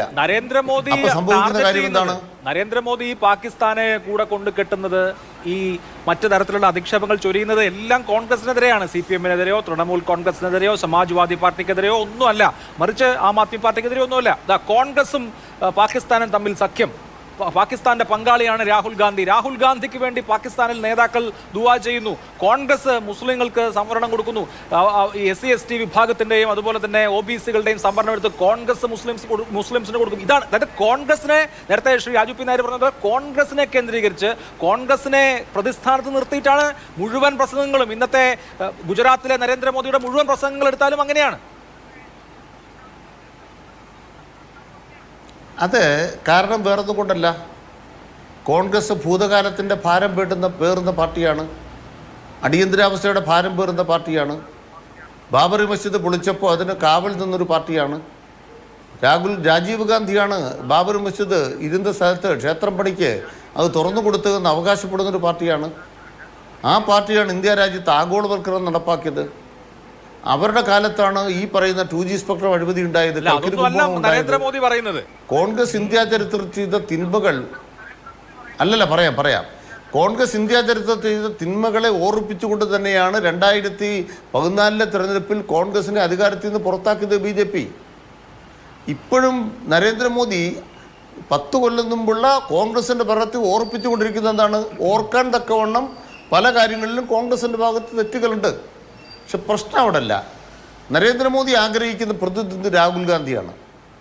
നരേന്ദ്രമോദി ആഗ്രഹിക്കുന്ന പ്രതിദ്വന്ദ്വി കോൺഗ്രസുമാണ്. പക്ഷെ ഇന്ത്യയുടെ യാഥാർത്ഥ്യം എന്താണ്? ഇന്ത്യ രാജ്യത്തെ ഭൂരിപക്ഷം സ്ഥാനങ്ങളിലും BJP പ്രധാനമായി നേരിട്ടുകൊണ്ടിരിക്കുന്നത് ഇവിടെ സൂചിപ്പിക്കപ്പെട്ടതുപോലെ സമാജ്വാദി പാർട്ടി ഉൾപ്പെടെയുള്ള രാഷ്ട്രീയ പാർട്ടികളാണ്. ഇപ്പം നമ്മൾ പറയാം, ഇവിടെ ബഹുമാനപ്പെട്ട രാജു പി നായർ പറഞ്ഞു നരേന്ദ്രമോദി എതിർക്കുന്ന ഏക നേതാവ് രാഹുൽ ഗാന്ധിയാണ്. അപ്പോൾ ശരത് പവാറോ? അപ്പോൾ ഉദ്ധവ് താക്കറെയോ? പിണറായി വിജയൻ്റെ കാര്യം അവർക്ക് ചതുർത്ഥിയാണല്ലോ, ഞാനതങ്ങ് വിട്ടേക്കുന്നു. വിട്ടുന്ന് ഔദാര്യം കൊണ്ടല്ല, നമുക്ക് തർക്കം പിന്നെ അത് കഴിഞ്ഞല്ലോ, തർക്കം കഴിഞ്ഞല്ലോ. സ്റ്റാലിനോ കെജ്രിവാളോ ഇവരൊന്നും എതിർക്കുന്നില്ലേ? ഇപ്പോൾ ഇന്ത്യ രാജ്യത്ത് ഒരൊറ്റയാൾ മാത്രമാണ് മോദി എതിർക്കുന്നത് എന്ന കോൺഗ്രസിൻ്റെ വാദവും എതിർക്കപ്പെടേണ്ടത് രാഹുൽ ഗാന്ധി മാത്രമാണെന്ന മോദിയുടെ വാദവും തമ്മിലുള്ളൊരു പാരസ്പര്യമുണ്ട്. ആ പാരസ്പര്യം ഒരു മാച്ച് ഫിക്സിംഗ് ആണ്. ശരി, ഓക്കെ. അങ്ങനെ മോദിയും കോൺഗ്രസ് കൂടി ചേരുന്ന മാച്ച് ഫിക്സിംഗിൽ ഇന്ത്യൻ രാഷ്ട്രീയം തളച്ചിടപ്പെടില്ല. ശരി, ഓക്കെ. അത് തന്നെയാണ് ഞങ്ങളുടെ വാദം. ശരി, അതുകൊണ്ട് തന്നെ ഇവരെ ഈ യുദ്ധം ചെയ്തുകൊണ്ടിരിക്കുമ്പോൾ ഇന്ത്യ രാജ്യത്ത് ഇവിടെ കൃത്യമായി സൂചിപ്പിച്ചല്ലോ എങ്ങനെയാണ് ഈ ഉത്തർപ്രദേശിനകത്ത് അവിടെയുള്ള സീറ്റിനകത്ത് ഇത്തവണ മാറ്റം വരുന്നത്. വളരെ ബോധപൂർവം നരേന്ദ്രമോദി അല്ലെങ്കിൽ യോഗി ആദിത്യനാഥ് അവിടെ കളിക്ക് നല്ല പ്രതിരോധം അവിടെ ഉയർത്തിക്കൊണ്ടാണ് സമാജ്വാദി പാർട്ടി പ്രവർത്തിക്കുന്നത്. വളരെ വൈദഗ്ധ്യത്തോടു കൂടി അവിടെ BJPക്കുണ്ടാകുന്ന ഒരു നഷ്ടവും തിരിച്ചു വരാനാവാത്ത പതനത്തിലേക്ക് മോദിയെ പിന്തള്ളാനാണ് പോകുന്നതെന്നുള്ളതാണ് യാഥാർത്ഥ്യം. ശരി, ഓക്കെ. എന്തായാലും ഇലക്ഷൻ കഴിയട്ടെ, എന്ത് സംഭവിക്കുന്നുള്ളത് നമുക്ക് നോക്കാം. ശ്രീ രാജു പി നായർ, എന്തുകൊണ്ട് അമേഠിയിലും റായ്ബറേലിയിലും കോൺഗ്രസിന്റെ ഫസ്റ്റ് ഫാമിലിയുടെ പക്കറ്റ് ബറോയായ ഈ 2 മണ്ഡലങ്ങളിലും കോൺഗ്രസ് മത്സരിക്കുന്നില്ല എന്ന ചോദ്യത്തിന് ആ മണ്ഡലം ഇത്രയും കാലം നല്ലതുപോലെ കൊണ്ടു നടക്കാൻ കഴിഞ്ഞില്ല, അതുകൊണ്ട് കോൺഫിഡൻസ് ഇല്ല എന്നുള്ള ഒരു ഉത്തരം സാധ്യമാണോ? ഇപ്പോൾ മുലായം സിംഗിന്റെ മെയിൻപുരിയിൽ ഡിംപിൾ യാദവ് മത്സരിക്കുന്നു. അവിടെ പോകുന്ന ഓരോ ആളുകളോടും ഡിംപിൾ യാദവിനെ നേതാജി ചെയ്തത് ഇതാണ് എന്ന് പറഞ്ഞ് ചൂണ്ടിക്കാണിക്കാൻ അല്ലെങ്കിൽ അവരോട് പറയാൻ കാര്യങ്ങളുണ്ട്. രാഹുലിനോ പ്രിയങ്കയ്ക്കോ ഞങ്ങൾ MP-മാരായിരുന്നപ്പോൾ ഈ മണ്ഡലത്തെ ഇങ്ങനെ മാറ്റി എന്ന് അവകാശപ്പെടാനില്ലാത്തതുകൊണ്ടാണ്. ഇപ്പോൾ YS രാജശേഖർ റെഡ്ഡി കോൺഗ്രസിന്റെ നേതാവാണ്. അദ്ദേഹം കടപ്പയെ എങ്ങനെ മാറ്റി എന്നതുപോലെ ഗാന്ധി കുടുംബത്തിലെ ആർക്കും അവരവരുടെ മണ്ഡലത്തെ മാറ്റാനോ അതൊരു പ്രധാനപ്പെട്ട മണ്ഡലമായി VIP മണ്ഡലമാക്കി നിലനിർത്താനോ കഴിയാത്തത് കൊണ്ട് ആ ആത്മവിശ്വാസമില്ലായ്മ കൊണ്ടാണോ മത്സരിക്കാൻ മടിച്ചു നിൽക്കുന്നത്? അഭിലാഷ്, ഞാൻ ആദ്യം പറഞ്ഞ കാര്യം വീണ്ടും ആവർത്തിക്കുന്നു. നിങ്ങൾ ചർച്ച നടത്തുന്നത് രാഹുൽ ഗാന്ധി മത്സരിക്കുന്നില്ല എന്നുള്ള ഒരു അനുമാനത്തിലാണ്. ഞാൻ ചർച്ചയിൽ പങ്കെടുക്കുന്നത് രാഹുൽ ഗാന്ധിയോ പ്രിയങ്ക ഗാന്ധിയോ അവിടുത്തെ മത്സരത്തിലേക്ക് തീരുമാനം എത്തിയിട്ടില്ല എന്നുള്ളത് കൊണ്ടാണ്. പിന്നെ അമേഠിയിൽ നടന്ന വികസനമൊക്കെ എല്ലാവർക്കും അറിയാവുന്ന കാര്യമാണ്. ഞാൻ അതിനകത്തേക്ക് അധികം ഇപ്പോൾ പോകാൻ ആഗ്രഹിക്കുന്നില്ല. എന്തായാലും നാളത്തെ തീരുമാനം വരുമല്ലോ. അതിനുശേഷം അമേഠിയെ സംബന്ധിച്ച് കൂടുതൽ ചർച്ചകളിലേക്ക് നമുക്ക് പോകാം. അതിനുമുമ്പ് ബഹുമാന്യനായ ശ്രീ അനിൽകുമാർ പറഞ്ഞ ചില കാര്യങ്ങൾക്ക് ഇവിടെ പറഞ്ഞോട്ടെ. അഭിലാഷ് ആദ്യഘട്ടത്തിൽ പറഞ്ഞ പോലെ മലയാളം ചാനലിൽ നടക്കുന്ന ഒരു ചർച്ച കേന്ദ്രതലത്തിൽ ശ്രദ്ധിക്കപ്പെടുമോ എന്ന് അങ്ങ് ഉന്നയിച്ച വാദം CPM-നെ സംബന്ധിച്ചോളം പ്രാവർത്തികമാക്കാൻ കഴിയുന്നത്. കാരണം അവരെ സംബന്ധിച്ചോളം കേരളത്തിലല്ല, ഇനി എവിടെ പറഞ്ഞാലും ഇതൊന്നും ശ്രദ്ധിക്കാൻ പോകുന്നില്ല എന്നുള്ളത് അവർക്ക് തന്നെ കൃത്യമായിട്ട് അറിയാം. അപ്പോൾ കേരളത്തിലിരുന്ന് എന്തും പറയാൻ സാധിക്കും. അദ്ദേഹം പറയുന്നത് കോൺഗ്രസിന് ഇന്ത്യ മുന്നണിയിൽ എന്താ പറയുക ഒരു ഒരു ഇതില്ലെന്ന് പറയും, വിശ്വാസതയില്ല, എന്തോ അദ്ദേഹം ഉപയോഗിച്ച വാക്ക് ഞാൻ ഓർക്കുന്നില്ല. ഈ തെരഞ്ഞെടുപ്പിൽ കോൺഗ്രസ് മത്സരിക്കുന്ന ഏകദേശം 300-നടുത്ത് സീറ്റുകളാണ്. 150-150 സീറ്റുകൾ ഘടകകക്ഷികൾക്ക് വേണ്ടി, ഇന്ത്യ മുന്നണിയിലെ ആളുകൾക്ക് വേണ്ടി വിട്ടുകൊടുത്ത് മത്സരിക്കുന്ന ഒരു പാർട്ടിയാണ് കോൺഗ്രസ്. ഇനി അതുമാത്രമല്ല, രാജസ്ഥാനിൽ കഴിഞ്ഞ അസംബ്ലി തെരഞ്ഞെടുപ്പിൽ 2 സീറ്റാണ് CPM മത്സരിച്ചത്, 2ഉം തോറ്റു. അവിടെ ഒരു ലോക്സഭാ സീറ്റ് കൊടുത്തിരിക്കുകയാണ് CPMന്. അനിൽകുമാറിന്റെ അഭിപ്രായം രാജസ്ഥാനിൽ ചെന്ന ഉണ്ടാവില്ല കേട്ടോ.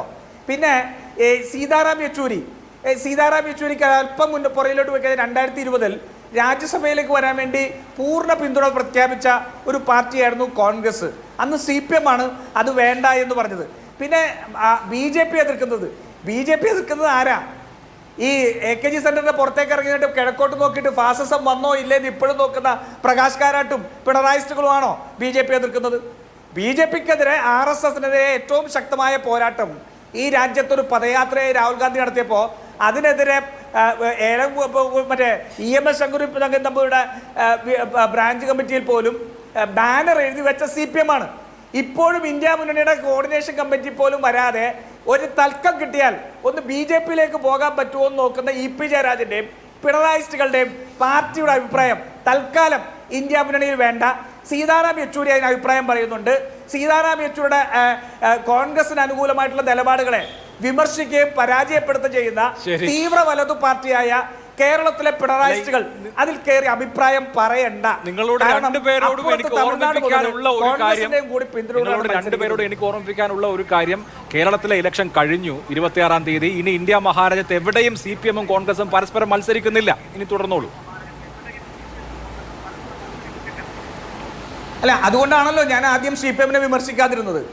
പക്ഷെ CPM ആ മാന്യത കാണിച്ചില്ലെങ്കിൽ ഞാനത് കാണിക്കണമെന്ന് ആവശ്യപ്പെടുന്നത് ഒരു പക്ഷേ തെറ്റാവും. കാരണം കേൾക്കുന്ന മറുപടി ഇല്ലാത്തതുകൊണ്ടാണെന്നുള്ളൊരു തെറ്റിദ്ധാരണ ഉണ്ടാവും. അതുകൊണ്ട് ചില കാര്യങ്ങൾക്ക് മറുപടി പറഞ്ഞു തന്നെ പോകേണ്ടി വരും. അതുകൊണ്ട് പറഞ്ഞാണ്. എനിക്കറിയാം തെരഞ്ഞെടുപ്പ് കഴിഞ്ഞു എന്നുള്ള. പക്ഷേ ഈ തെരഞ്ഞെടുപ്പിൽ എന്താണ് EP ജയരാജനും പിണറായിയൊക്കെ എടുത്ത നിലപാട് എന്നുള്ളത് റിസൾട്ട് വരുമ്പോൾ നമുക്ക് കൂടുതൽ ചർച്ച ചെയ്യേണ്ട സാഹചര്യമുണ്ട്. അതുകൊണ്ട് BJPയുടെ NDAയുടെ ഘടകകക്ഷിയെ ഒക്കെ തിരുത്തിക്കൊണ്ട് പിണറായി വിജയനും പിണറായിസ്റ്റുകളും കോൺഗ്രസിനെ മതേതരത്വവും BJPക്കെതിരെയുള്ള പോരാട്ടവും പഠിപ്പിക്കാൻ വരണ്ട എന്ന് അനിൽകുമാറിന് ഞാൻ വിനയത്തോടു കൂടി ഓർപ്പിക്കുകയാണ്. നിങ്ങൾ പറ്റുമെങ്കിൽ പിണറായി വിജയനെ ചെന്ന് കണ്ടിട്ട് ആ പ്രജ്വൽ രേവണ്ണയുടെ പാർട്ടിയെ, അവരുടെ 2 MLA-മാരെ ഒന്ന് പുറത്താക്കണം എന്ന് ആവശ്യപ്പെടുക. ഒരു പക്ഷേ BJPക്കെതിരെ സംസാരിക്കുന്നതുകൊണ്ട് അനിൽകുമാർ പാർട്ടിയിൽ നിന്ന് പുറത്താവാതിരിക്കാൻ കൂടി ശ്രദ്ധിക്കണം എന്നുകൂടി ഞാൻ അങ്ങനെ ഓർപ്പിക്കട്ടെ. പിന്നെ തെരഞ്ഞെടുപ്പ് നോക്കൂ. ഈ തെരഞ്ഞെടുപ്പ് ഒരു ആശയത്തിന്റെ പേരിൽ നടക്കുന്ന തെരഞ്ഞെടുപ്പാണ്. ഇത് ആശയ പോരാട്ടമായിട്ട് മുന്നോട്ട് വെച്ചത് കോൺഗ്രസ് മുന്നോട്ട് വെച്ചത് ഈ രാജ്യത്തിന്റെ വിഭവങ്ങൾ ഈ നീതിപൂർവകമായി വിതരണം ചെയ്യണം എന്നുള്ള മുദ്രാവാക്യമാണ്. ആ നീതിപൂർവകമായി വിതരണം ചെയ്യണം എന്നുള്ള മുദ്രാവാക്യം ജനങ്ങൾ ഏറ്റെടുത്ത് ഈ തെരഞ്ഞെടുപ്പിൽ പോയിരിക്കുകയാണ്.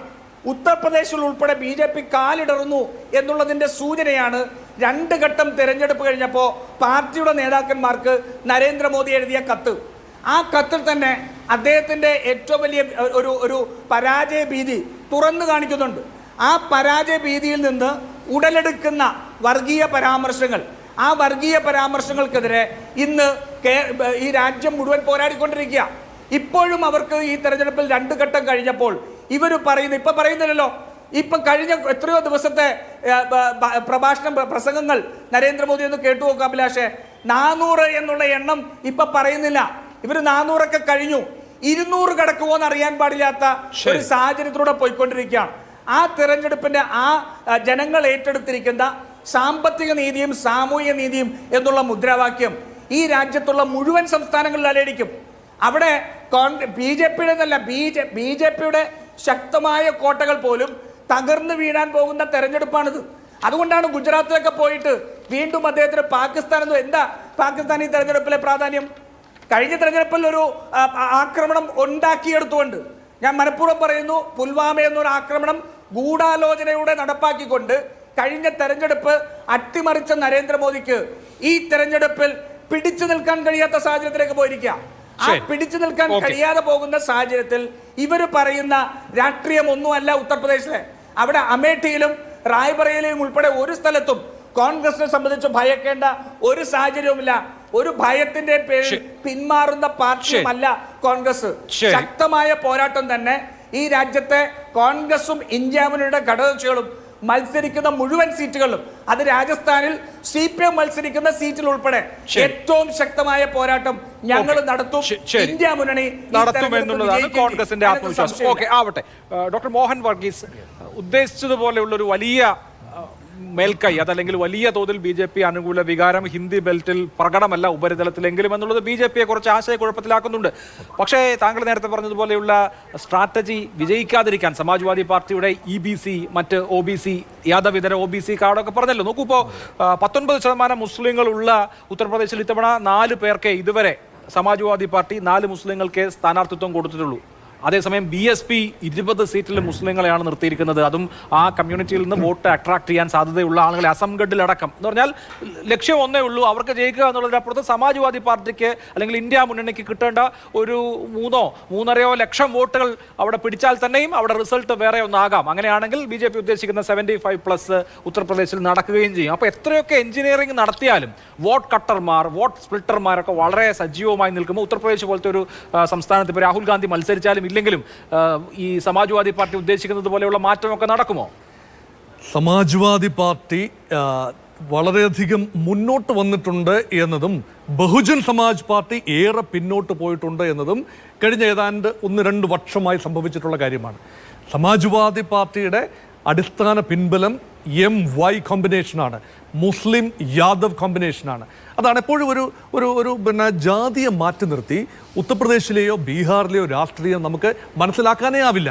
വികസന വിഷയങ്ങളൊക്കെ ഉണ്ട്, സാധാരണ ജനം, പുതിയ തലമുറയൊക്കെ അതിൽ ആകൃഷ്ടരായി വോട്ട് ചെയ്യുന്നവരുണ്ടാവാം. മോദി പ്രഭാവമുണ്ട്, തീർച്ചയായും രാമക്ഷേത്രത്തിൻ്റെ പ്രഭാവമുണ്ട്. പക്ഷേ ജാതി ആത്യന്തികമായി ഒരു പരിഗണനാ വിഷയമാണ്. അതുകൊണ്ട് തന്നെയാണ് ദളിത് വോട്ട് ബാങ്കിലേക്ക് കടന്നു കയറാനായി വലിയൊരു നമ്പർ ദളിത് സ്ഥാനാർത്ഥികളെയാണ് സമാജ്വാദി പാർട്ടി ഫീൽഡ് ചെയ്തിരിക്കുന്നത്. ബഹുജൻ സമാജ് പാർട്ടിയുടെ ഒരു ഫിക്സ്ഡ് വോട്ട് ബാങ്കാണ്. 20% വരുന്ന ദളിത് ട്രൈബൽ പോപ്പുലേഷൻ്റെ ഏതാണ്ട് പൂർണ്ണ പിന്തുണയും അവകാശപ്പെട്ടിരുന്ന ഒരു പാർട്ടിയാണ്. 25% ഫിക്സ്ഡ് വോട്ട് ബാങ്ക് എന്നാണ് അവർ പറഞ്ഞിരുന്നത് മുൻകാലങ്ങളിൽ. പക്ഷേ ദളിത് വോട്ടുകൾ പലതായി ചിതറുന്ന ഒരു കാഴ്ചയാണ് ഉത്തർപ്രദേശിൽ കാണുന്നത്. അതുകൊണ്ട് മായാവതിയുടെ പാർട്ടി കഴിഞ്ഞ തെരഞ്ഞെടുപ്പിൽ 2019 10 സീറ്റാണ്. ഭാരതീയ ജനതാ പാർട്ടിക്ക് 62 സീറ്റ് കിട്ടിയപ്പോൾ അത് രണ്ടാമത് വന്ന കക്ഷി സമാജ്വാദി പാർട്ടിയല്ല, വലിയ കക്ഷി സമാജ്വാദി പാർട്ടിയാണ്. സഖ്യമാണ്. അവിടെ BSPക്കാണ് നേട്ടമുണ്ടായത്. അവിടെ കോൺഗ്രസ് ഏക സീറ്റിലേക്ക് ഒതുങ്ങി.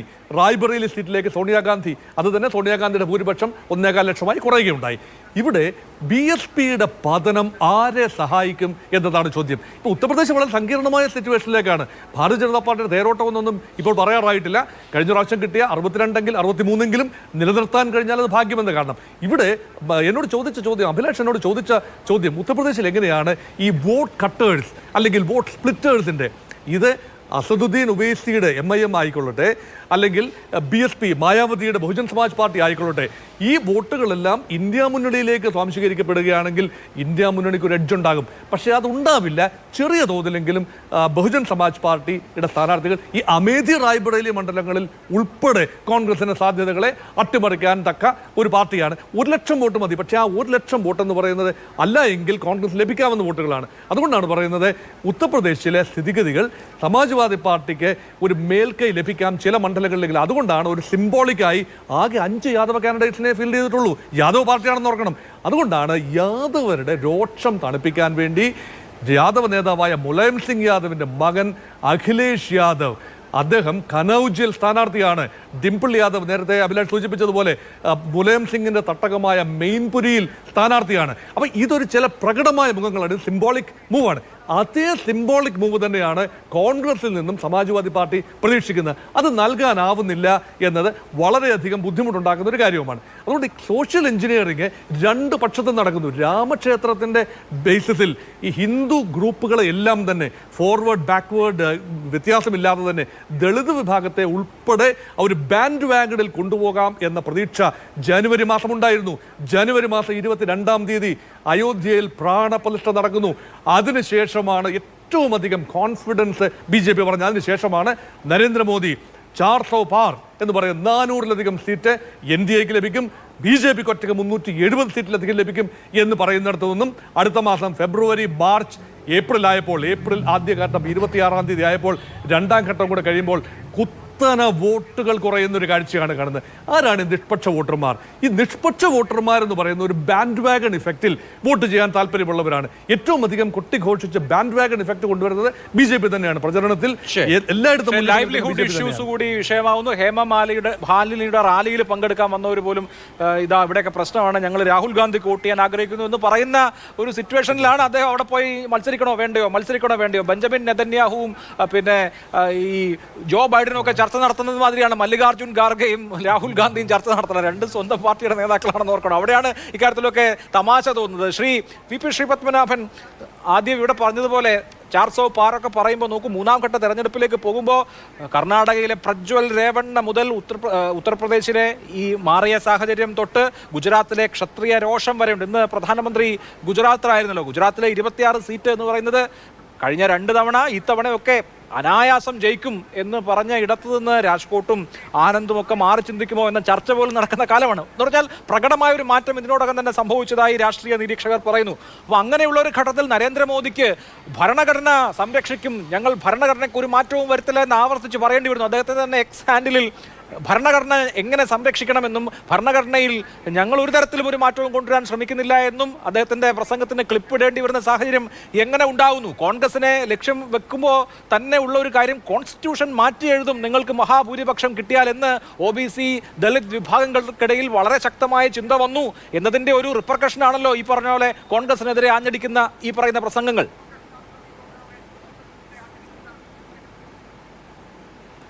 നരേന്ദ്രമോദിയുടെ പ്രസംഗത്തിൻ്റെ ഉദ്ദേശം മനസ്സിലാവണമെങ്കിൽ പണ്ട് കോഴിക്കോട് ഒരു പ്രഗത്ഭനായ ക്രിമിനൽ അഭിഭാഷകനുണ്ടായിരുന്നു, കുഞ്ഞിരാമ മേനോൻ സാർ. അദ്ദേഹത്തിൻ്റെ ക്രോസ് എക്സാമിനേഷനെ പറ്റി പറയാറുണ്ട്. അദ്ദേഹം ഒരു ചോദ്യം എന്തിനാണ് സാക്ഷിയോടൊന്ന് ചോദിച്ചത്, അത് എഴുതിയെടുത്ത ജഡ്ജിന് പോലും മനസ്സിലാവുക അദ്ദേഹം ഫൈനൽ ആർഗ്യുമെൻറ്റ്സ് നടത്തുമ്പോഴാണ്. കാരണം അത്രയ്ക്കൊക്കെ എന്താ പറയുക, ഉന്നതമായ ഒരു തലത്തിൽ നിന്നാണ് ചോദ്യങ്ങൾ വരുന്നത്. അതുപോലെയാണ് നരേന്ദ്രമോദിജിയുടെ പ്രസംഗം. നരേന്ദ്രമോദിജി ഓരോ ഘട്ടത്തിലും ഓരോ പ്രസംഗം നടത്തുന്നത് അതെന്തിനാന്ന് ഇവിടുത്തെ നരേന്ദ്രമോദിയെ വിമർശിക്കുന്നവർക്കും നരേന്ദ്രമോദിയുടെ വീഴ്ച പ്രതീക്ഷിച്ചിരിക്കുന്നവർക്കൊക്കെ മനസ്സിലാവുക ജൂൺ മാസം 4-ാം തീയതി ഉച്ചയോട് കൂടിയിട്ടാണ്. അന്ന് മനസ്സിലാവും എന്തിനാണ് നരേന്ദ്രമോദി അങ്ങനെ പ്രസംഗിച്ചതെന്നൊക്കെ. അപ്പോൾ അതൊന്നും മുൻകൂട്ടി മനസ്സിലാക്കി അതിനെ എന്താ പറയുക വിസ്തരിക്കാനും അല്ലെങ്കിൽ അതിനെ നിർവചിക്കാനും ഒക്കെയുള്ള ആളുകൾ ഇപ്പോൾ കമ്മിയാണ്. എനിക്ക് അറിഞ്ഞുകൂടാ, നമുക്ക് നോക്കിക്കാണണം. അല്ല, സത്യത്തിൽ BJPയുടെ തെരഞ്ഞെടുപ്പ് വളരെ സിമ്പിൾ അല്ലേ? 2 ഘട്ടം കഴിയുമ്പോൾ പാകിസ്ഥാൻ വരുന്നു, കോൺഗ്രസും പാകിസ്ഥാനും സഖ്യമാണെന്ന് പറയുന്നു, പാകിസ്ഥാനിലെ നേതാക്കൾ രാഹുൽ ഗാന്ധിക്ക് വേണ്ടി ദുആ ചെയ്യുകയാണെന്ന് പറയുന്നു. ഇതില് എന്ത് സങ്കീർണതയുള്ളത്? വളരെ സിമ്പിളാണ്. ഇത് എത്രയോ തവണ പയറ്റി തെളിഞ്ഞ, അല്ലെങ്കിൽ എല്ലാ തെരഞ്ഞെടുപ്പിലും പ്രയോഗിക്കാറുള്ള തന്ത്രമല്ലേ? എന്തെങ്കിലും പുതുമ എവിടെ? ഇതൊക്കെ പഴയ സംഗതികളാണ്. ഈ നരേന്ദ്രമോദി, അതാ ഞാൻ പറഞ്ഞത്, അതിൻ്റെ ഒന്നും പിന്നാലെ പോകണ്ട. മനസ്സിലാവാൻ ജൂൺ 4-ാം തീയതി വരെ കാത്തിരിക്കേണ്ടി വരും. പിന്നെ ഞാൻ ചില സിമ്പിൾ മാത്തമാറ്റിക്സ് പറയാം. 2019 തെരഞ്ഞെടുപ്പിൽ ഉത്തർപ്രദേശിൽ SP BSP സഖ്യമായിരുന്നു. ഇത്തവണ 2 കൂട്ടരും വേറെ മത്സരിക്കുന്നത്. വേറെ ഒരു തമാശ കൂടി ഉണ്ടായിട്ടുണ്ട്. 4 ആളെ വിളിച്ചാൽ കിട്ടുന്ന ഒരു പാർട്ടി ഉണ്ടായിരുന്നു ഉത്തർപ്രദേശിൽ ഇവരുടെ കൂടെ, RLD, അജിത് സിംഗിൻ്റെ RLD.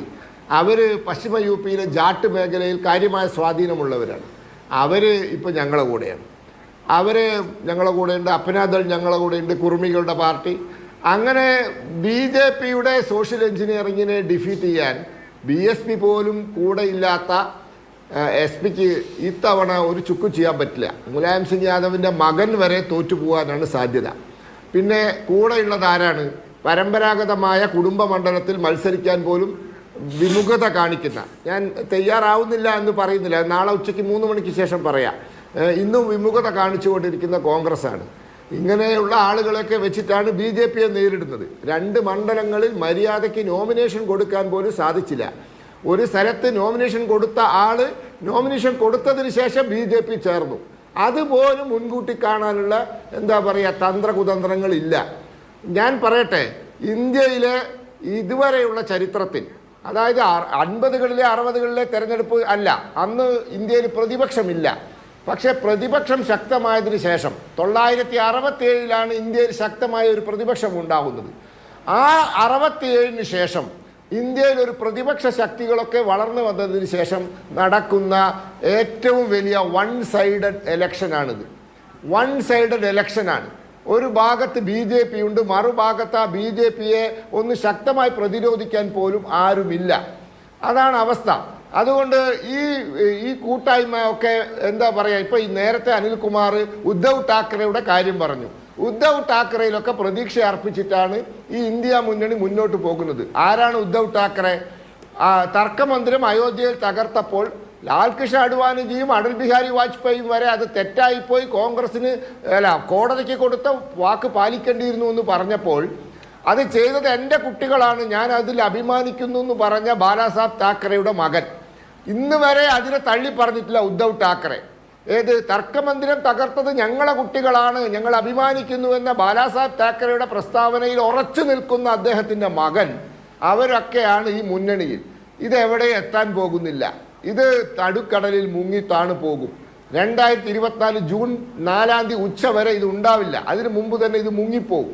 അതുകൊണ്ട് ഈ കണക്കുകൂട്ടലൊക്കെ പരാജയപ്പെട്ട കണക്കുകൂട്ടലാണ്. 19നേക്കാൾ പ്രതിപക്ഷ ഐക്യം കമ്മിയാണ്. മമതാ ബാനർജി കൂടെയില്ല, BRS കൂടെയില്ല, ബിജു ജനതാദൾ അടുപ്പിച്ചിട്ടില്ല. പിന്നെ എവിടെയാണ് ഈ സാധനം പോവുക? YSR കോൺഗ്രസും സലാം പറഞ്ഞു. അവിടെ ത്രികോണ മത്സരം സൃഷ്ടിച്ച് BJP TDP സഖ്യത്തിന് ജയിക്കാനുള്ള സഹായം ചെയ്തു കൊടുക്കുകയാണ് ഷർമിളയെ അണിനിരത്തി കോൺഗ്രസ്സുകാർ ചെയ്യുന്നത്. YSR കോൺഗ്രസിനെ പിളർത്തുകയാണ്. അങ്ങനെ BJPക്ക് സഹായം വരെ ചെയ്തു തരുന്ന ഒരു സാധനമായി കോൺഗ്രസ് മാറിയിട്ടുണ്ട് ആന്ധ്രാപ്രദേശിൽ. അതുകൊണ്ട് ഇതൊന്നും എവിടെ എത്താൻ പോകുന്നില്ല. നിങ്ങൾ പത്രക്കാര് ആഗ്രഹിക്കുന്നത് പോലുള്ള ഒരു ടൈറ്റ് മത്സരം പോലും 400-ലധികം സീറ്റിൽ നടക്കുന്നില്ല എന്നുള്ളതാണ് യാഥാർത്ഥ്യം. ശരി, അതാണ് BJPയുടെ കോൺഫിഡൻസ്. ശ്രീ അനിൽകുമാർ, ഇന്ന് ഗുജറാത്തിൽ പ്രധാനമന്ത്രി പ്രസംഗിക്കുകയാണ്. നമ്മൾ ലവ് ജിഹാദ് എന്നും ലാൻഡ് ജിഹാദ് എന്നും ഒക്കെ കേട്ടിട്ടുണ്ട്. ഇപ്പോൾ ഇന്ത്യ സഖ്യം മുസ്ലിങ്ങളോട് വോട്ട് ജിഹാദിന് ആവശ്യപ്പെടുകയാണ്. ഈ ആഹ്വാനം വരുന്നത് മദ്രസയിൽ പഠിക്കുന്ന ഏതെങ്കിലും ടീനേജുകാരനിൽ നിന്നല്ല, ഒരു മുതിർന്ന കോൺഗ്രസ് നേതാവിന്റെ കുടുംബത്തിൽ നിന്നാണ്. നമുക്ക് 1ാം ഘട്ടം കഴിഞ്ഞത് മുതൽ ഇങ്ങോട്ട് ഒരു ദിവസം പോലും മുസ്ലിം ബാഷിംഗ് ഒഴിവാക്കിയിട്ടില്ല. ഏതെങ്കിലുമൊക്കെ വിധത്തിലുണ്ടാവും. അത് കോൺഗ്രസ്സുകാർ നിങ്ങളുടെ 2 കാളയുണ്ടെങ്കിൽ 1 കാളയെ എടുത്ത് മുസ്ലിങ്ങൾക്ക് കൊടുക്കും എന്നുള്ളത് തൊട്ട് നിങ്ങളുടെ അമ്മമാരുടെയും സഹോദരിമാരുടെയും മംഗല്യസൂത്രം താലി പൊട്ടിച്ച് മുസ്ലിങ്ങൾക്ക് കൊടുക്കും എന്നുള്ള നിലയിൽ വരെ നമ്മൾ കേട്ടത് വേറെ വേറെ രൂപത്തിൽ ഓരോ ദിവസവും തുടരുകയാണ്. എന്തുകൊണ്ടായിരിക്കും? ഇത് എങ്ങനെ ഫലത്തെ സ്വാധീനിക്കും?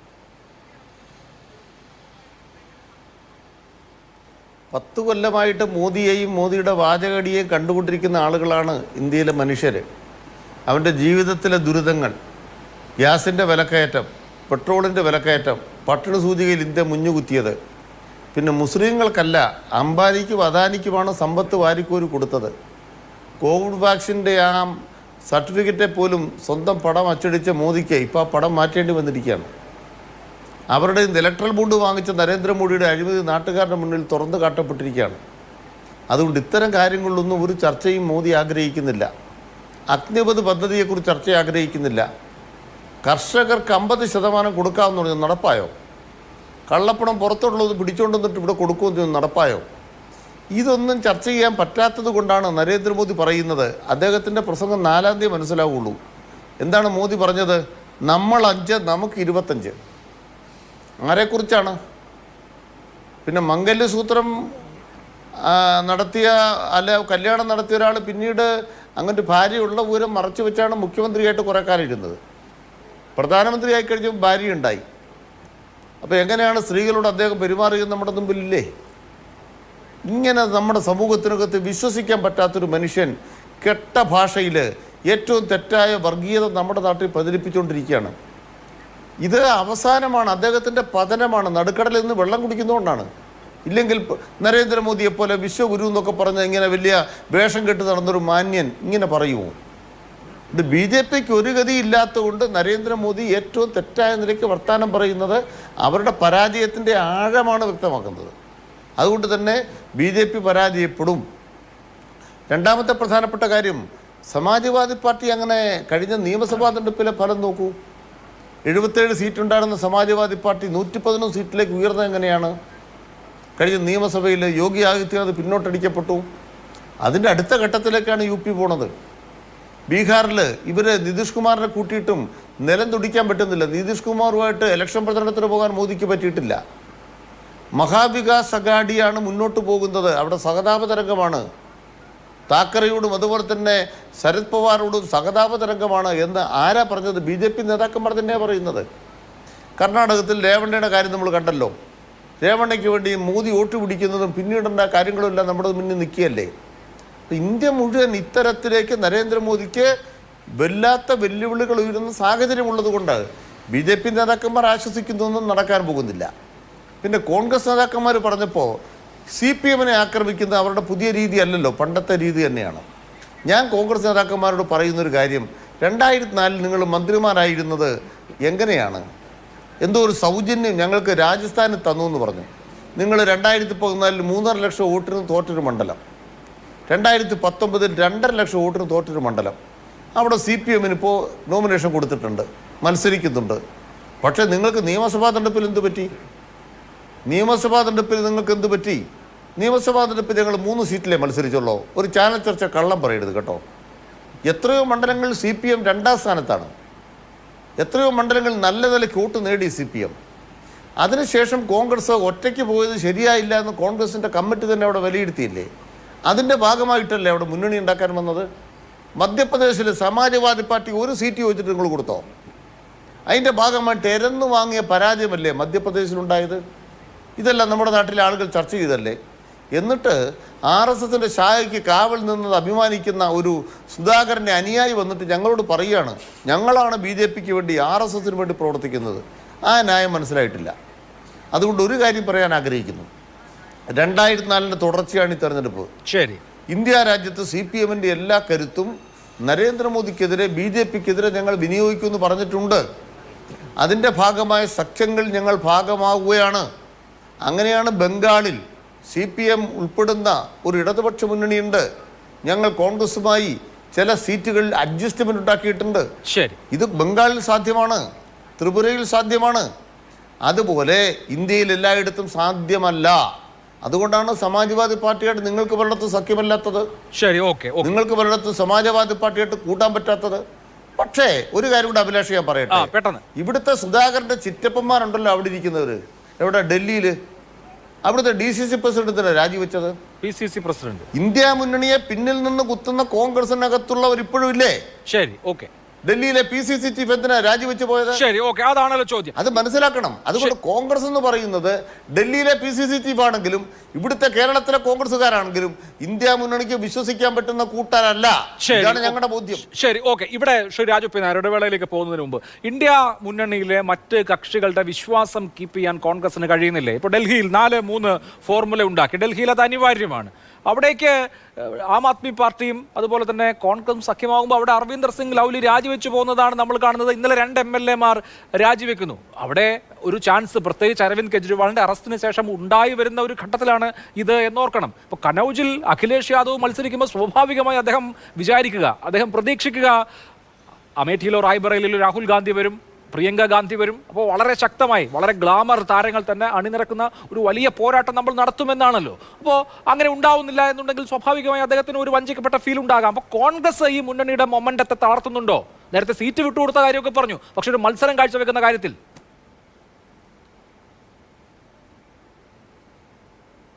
അഭിലാഷേ, കോൺഗ്രസ് അല്ലാണ്ട് ആരാണ് ഇവിടെ മത്സരം കാഴ്ചവെക്കുന്നത്? CPM ആണോ? ഞാൻ മറ്റു ഘടകകക്ഷികളെ കുറിച്ചല്ല പറയുന്നത്, CPM ആണോ?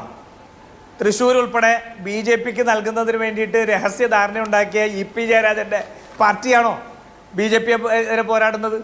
അതൊക്കെ വെറുതെ അനിൽകുമാർ ഇവിടെ നിന്ന് പറയണല്ലേ. പിന്നെ സംഘടനാ കോൺഗ്രസിന്റെ സമയത്ത് ഈ വിഷയത്തിൽ ഇല്ലാത്ത കാര്യം അസംബന്ധം പറഞ്ഞാണല്ലോ.